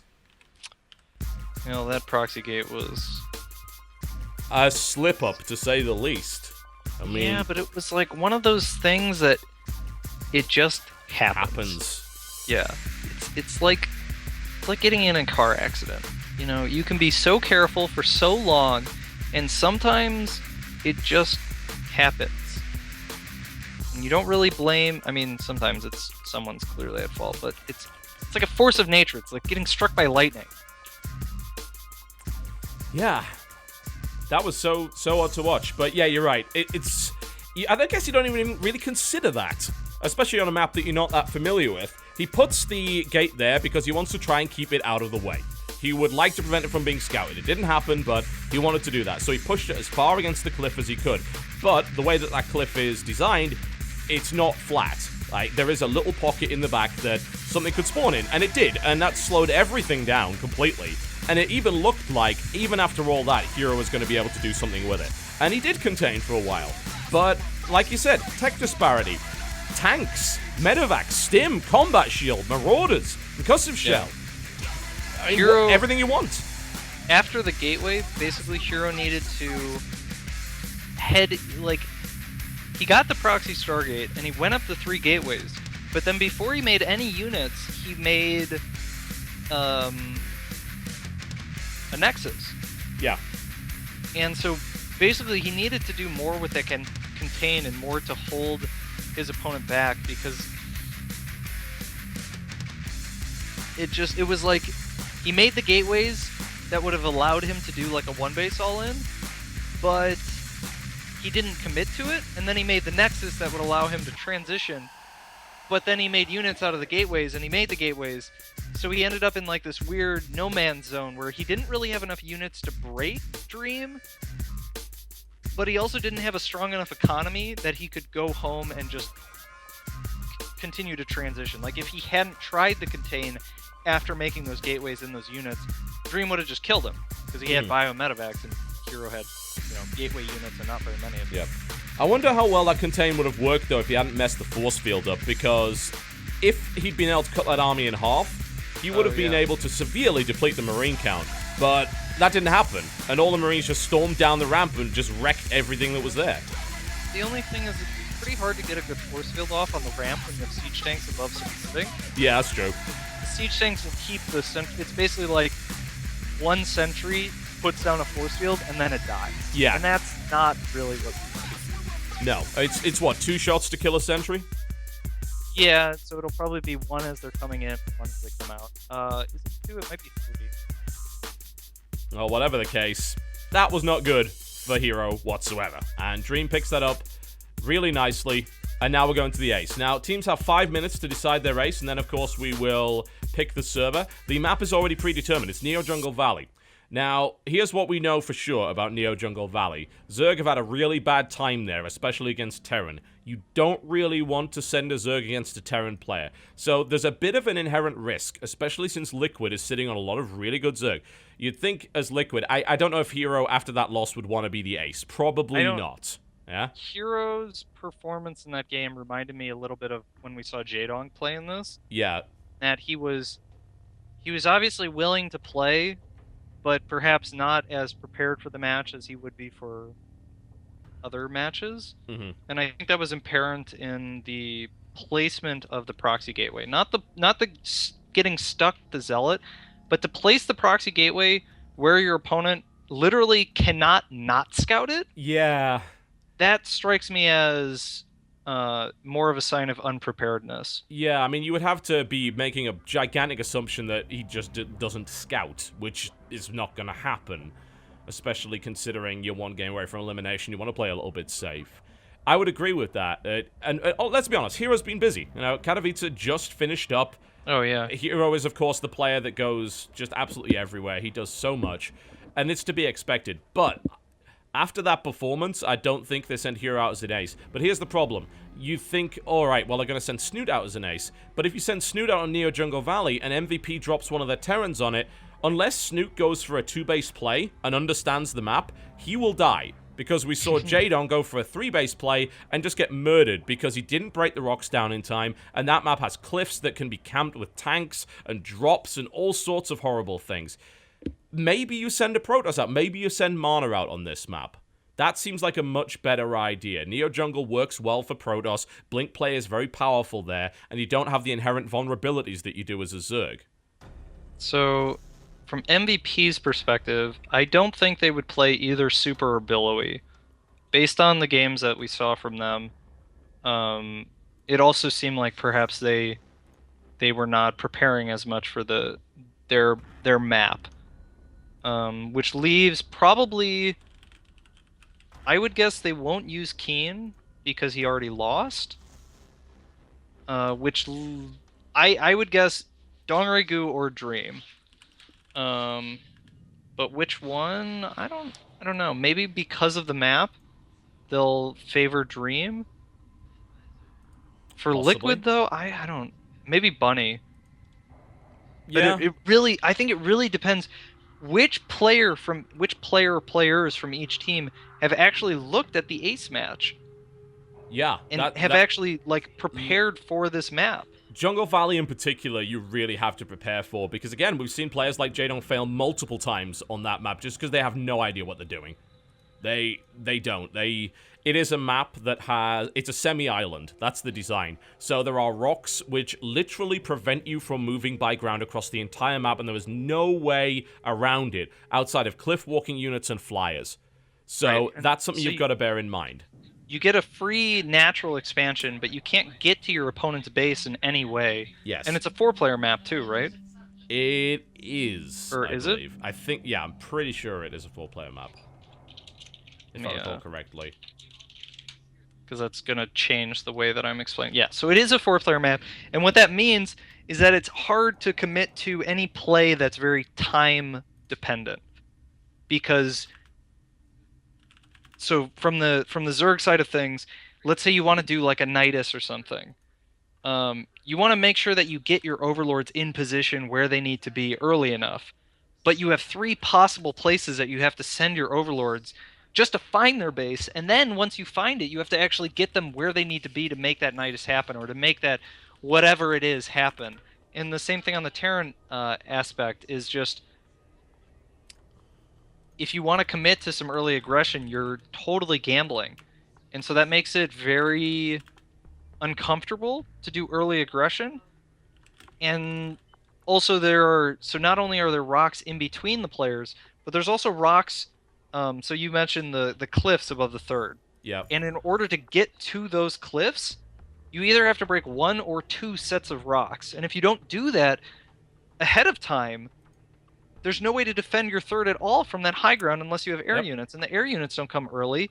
In killing 2 sets of rocks, 1 or 2 sets of rocks, I don't remember exactly which one. Either way, you have to commit to doing that minutes before the actual attack happens. And in order to commit to breaking those rocks, you have to actually make units. There's a lot of planning, there's a lot of foresight that you need to play on this map because of the possibility of things like Lost Temple, siege tanks on the high ground. That's basically the type of problem that Zerg is facing.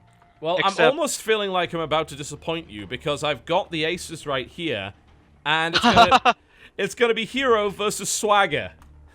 Swagger is Protoss, right?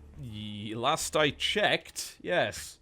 So forget everything that I was talking about. I have no idea what PvP for the ace here.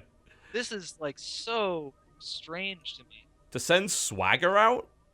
I mean, Swagger is technically the team captain. We have to bear that in mind.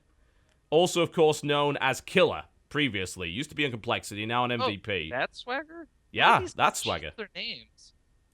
Yeah, what you don't remember when there was the big hoo-ha that like a bunch of MVP players changed their names and Killer changed to Swagger and everyone was laughing?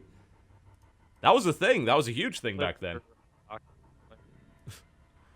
Oh man. Well, Swagger versus Hero. I can't call that at all. I'm so excited to see this. Because, so, in my head, whenever I analyze a map that's like this, the map that has... If it's a two-player map, then I think it's more reasonable for Protoss, because they have some all-ins and things that will work, because you know where to send, let's say, the Oracle or the War Prism straight to their base. On a four-player map, anything like that is so risky, because if you don't scout them first or second, or even if you scout them second, like, the build is so late, it's so slow compared to what it normally should be. And so in my head, I'm always like, don't put Protoss on island maps, because they can't do anything by ground. They can't scout until I guess the Mothership Core, and they can't like do any one base all in. So, but then it's PvP, so they're both in the same situation. So I don't know, man. No, I don't either. I'm trying to recall if we've had a PvP here before, and we actually have, and it was actually a good one and a weird one. It was Xianghua versus Trickster, and we saw Trickster, I believe in particular, go for kind of heavy air with Phoenix and Void Ray. He went 3 Stargate on 2 base. Okay. And then Xianghua just kind of rolled over him with Colossus, which it was a bit weird, honestly. I could, if this is early aggression, then you end up with just the silliest coin flip, because scouting is very, very difficult. But the actual aggressive options for Protoss are very limited, because even if you place a pylon so you could warp into the middle past the rocks, which you can do, you still have to kill the other rocks. So yeah, if you go DTs, it's the slowest DT rush in history. There's nothing by ground that makes any sense. It would have to be Oracles or one base Phoenix or maybe Blink, if you can blink past the rocks. But yeah, even that, blink, you can blink past the rocks. It kind of but you wouldn't be able to have a forward, exactly, like a super forward pylon. You end up just killing the rocks anyway. That's what we've seen every time Blink's been used on this map. It's like, oh, Blink, he's going to go past the rocks. No, actually, he's just going to kill the rocks. That's fine. Okay, fair enough. Well, if you've got that many Stalkers, you can kill the rocks pretty quickly anyway, so it makes less sense to just try and blink past and take a risk of not having your reinforcements there and then having to micro your reinforcing Stalkers in order to blink past the rocks in the first place and not mess that up. Yeah, it's challenging. We're just waiting on Hero to get sorted out, folks, and then we'll get started. He is going to be back in a second.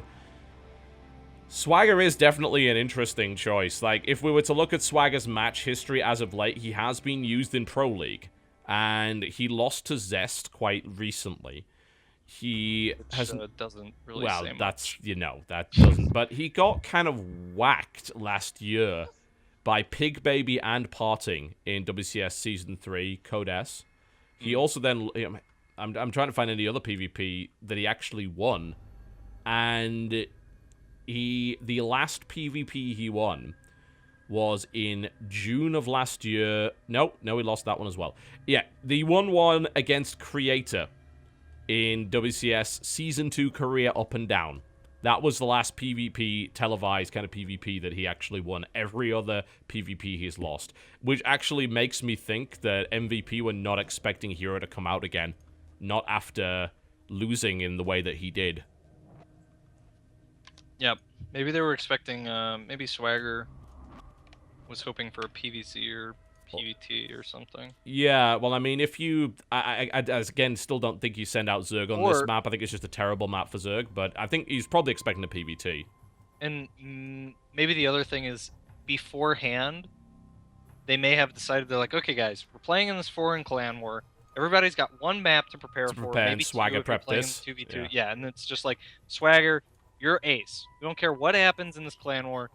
That is your map, and you are going to prepare for it. Because these guys have other stuff going on. They do. They got Pro League. Yeah. Yeah, multiple people for 2 maps or whatever. I mean, each map is a significant investment. You take some time to look at the map, You take some time to play some games, you think about the map a little bit.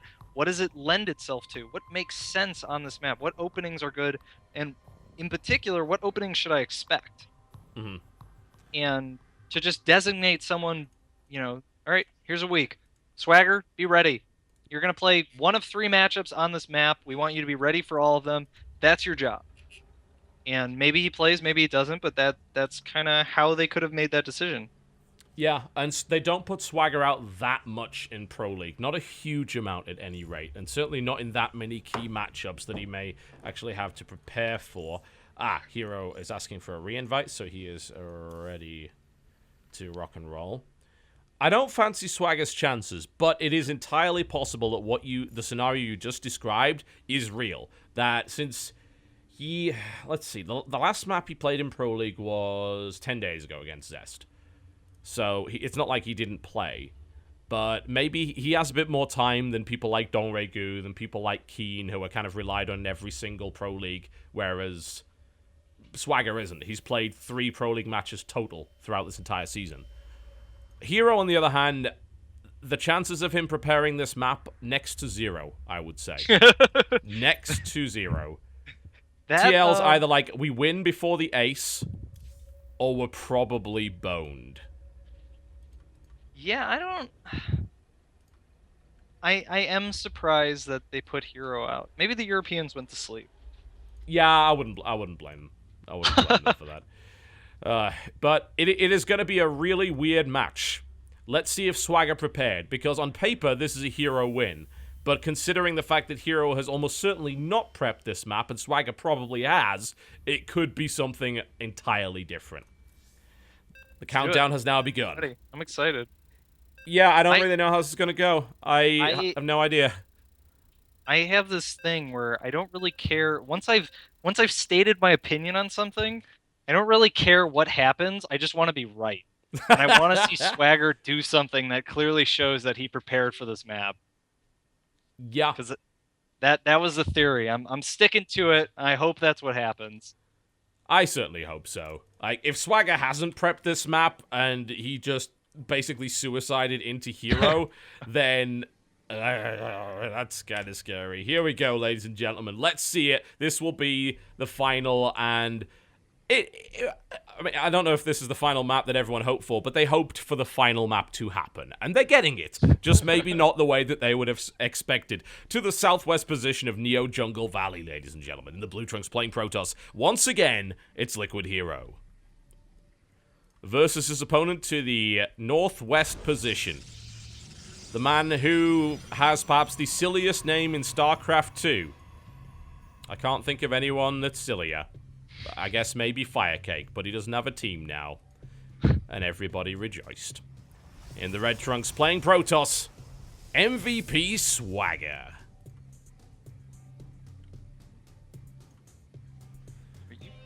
Swagger, why are you 11 gating? I don't know why he's doing that. Well, I mean, if he's going for a really, really early what, though? Like, 4-gate doesn't really work very well on this map. There's a lot of rocks. I hope he realizes that.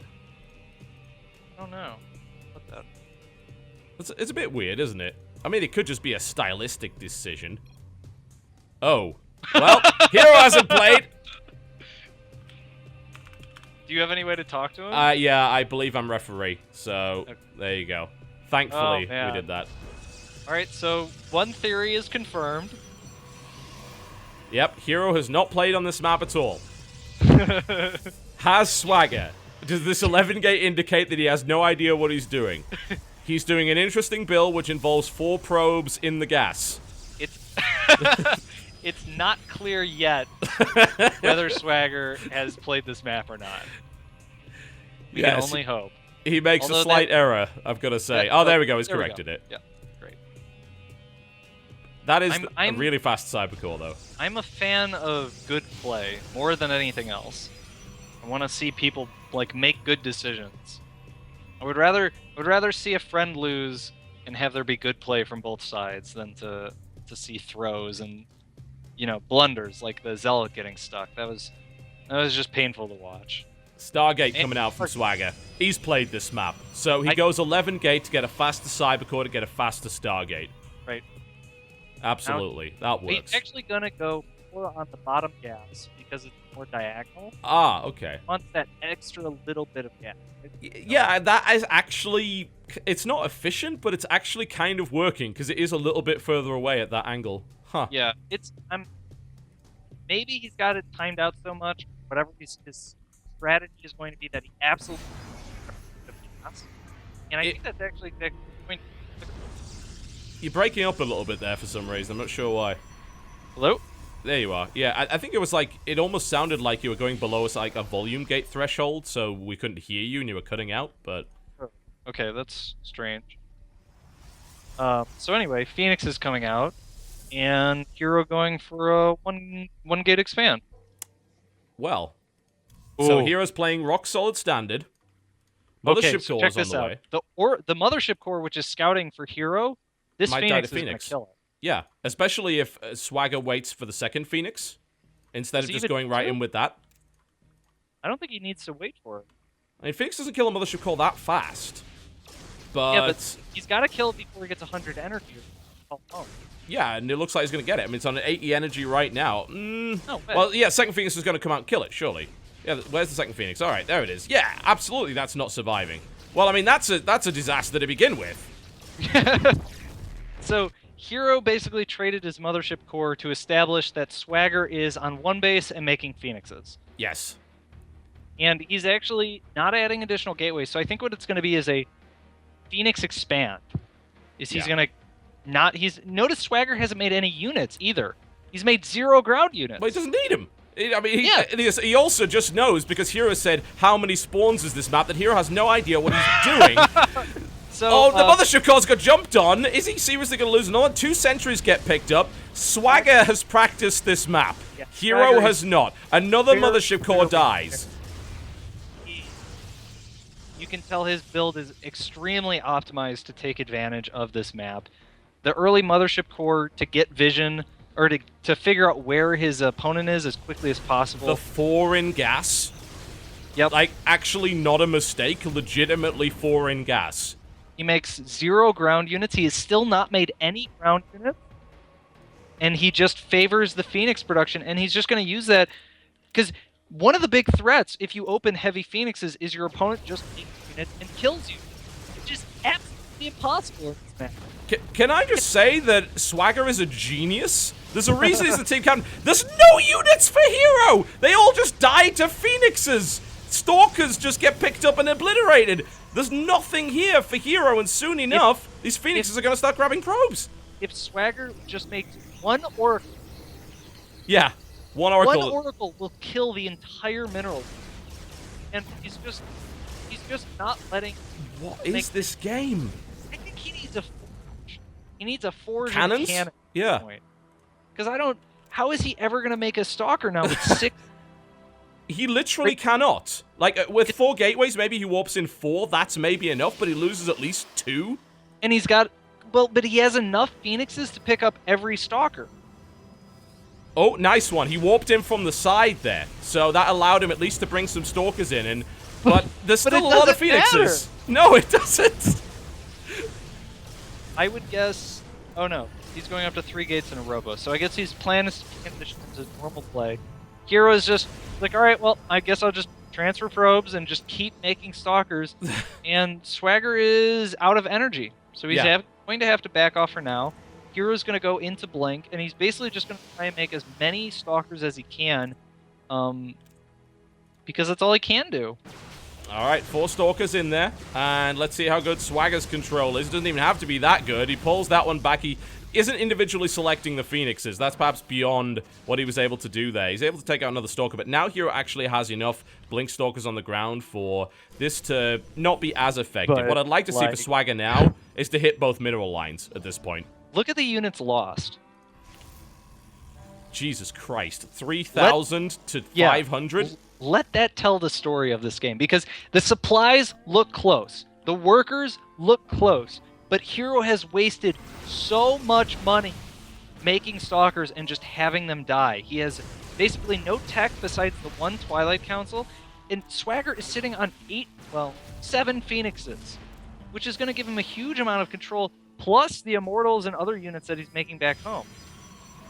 It's a difficult position. Swagger got supply blocked, which was a bit awkward. Not sure why that happened there, but... At this point, he needs to just hang out. Yeah. Hero has enough Stalkers to hold this off at this point. He's got Blink. Anything he picks up should probably just be a probe at this point, because you can pick that up, kill it real quick, and back off. Out without losing it, yeah. And Swagger's got to be really, really aware of where those Stalkers are at every given time. Because there are enough Stalkers to start killing Phoenixes before they can run away. If he had made one Oracle, the game would 100% be end. Yeah, just over completely. That mineral line in the main would just be dead. There was nothing to stop it. I would guess in whatever practice game Swagger played, that probably that way that position resolved probably not how. Well, you don't practice. Oh yeah, my opponent regularly has no units, and I'm killing Stalkers as they warp in. Yeah, he was playing against someone, I suppose, who, actually kind of knew the map a little bit. And Hero didn't, and he went for a build that clearly didn't work in any way. I think Hero didn't even realize this was an island map. Look at the position of this probe. Like, I have a feeling he tried to go out with it. And it's going to be picked up as well. It's right there. Swagger's going to... No, he's not. All right. He was maybe going to pick it up. Swagger ignored it. He is a generous god. I think, The sentries seem like the big part that perhaps didn't make as much sense for this map, because what are you going to use the sentries? Not a damn thing. Again, he didn't know. He didn't realize this was an island map. He'd not practiced it. He, I guess, hadn't even looked at it. Well, even if you just look at the map, take a brief look at it, even the thumbnail indicates what the map is. Look at how many Immortals Swagger has. He's so ready for this. Yeah, he's getting all the tech he could possibly ever desire. He's going Chargelet, Immortal, and Colossus. Yep. And basically, so the story, again, of the opening of the game, 2,000 more resources lost for Hero. Now he's down workers, so he's just got less income over time. Yeah. And all those Stalkers that he had to replace are tech that he wasn't able to build. You can see he's got one Immortal, and his Templar has just finished, but all he has are 2 High Templar. That's not going to do much of anything, really. Well, they don't have Storm, do they? So it's just going to be an Archon, surely. Or maybe he's going to try and feed back the Phoenixes if they get close. I'm not...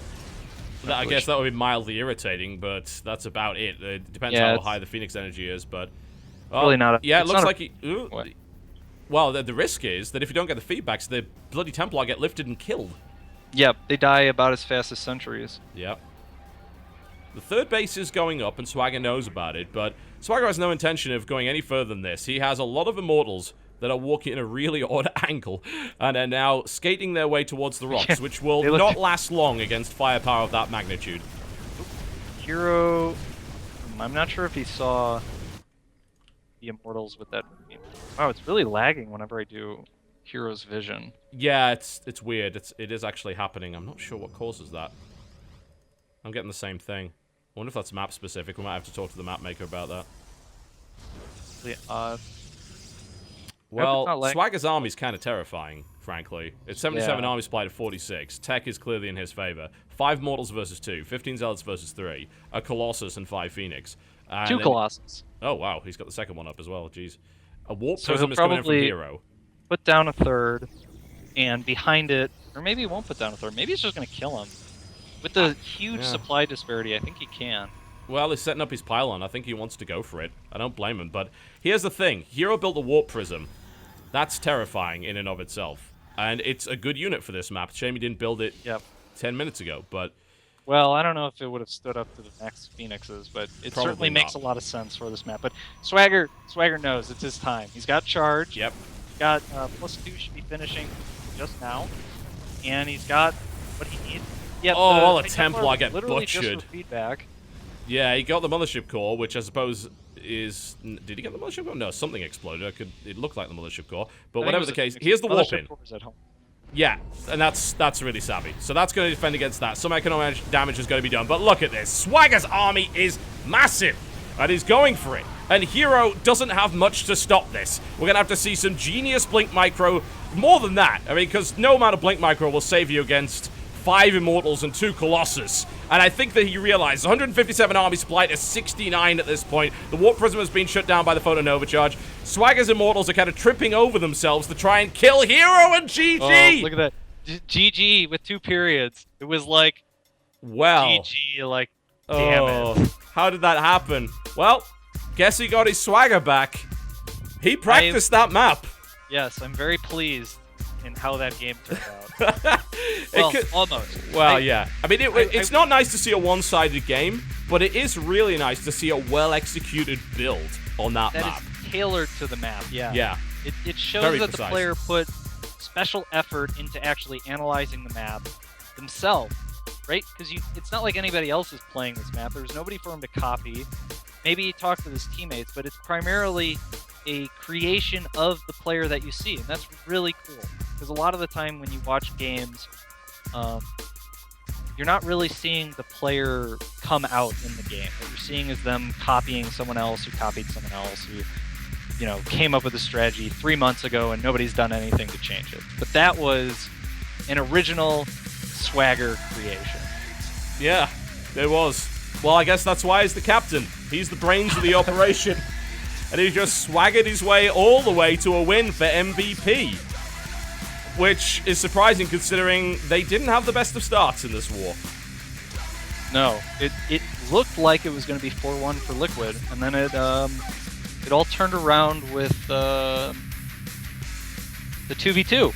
Yeah. Which is unexpected. We did not...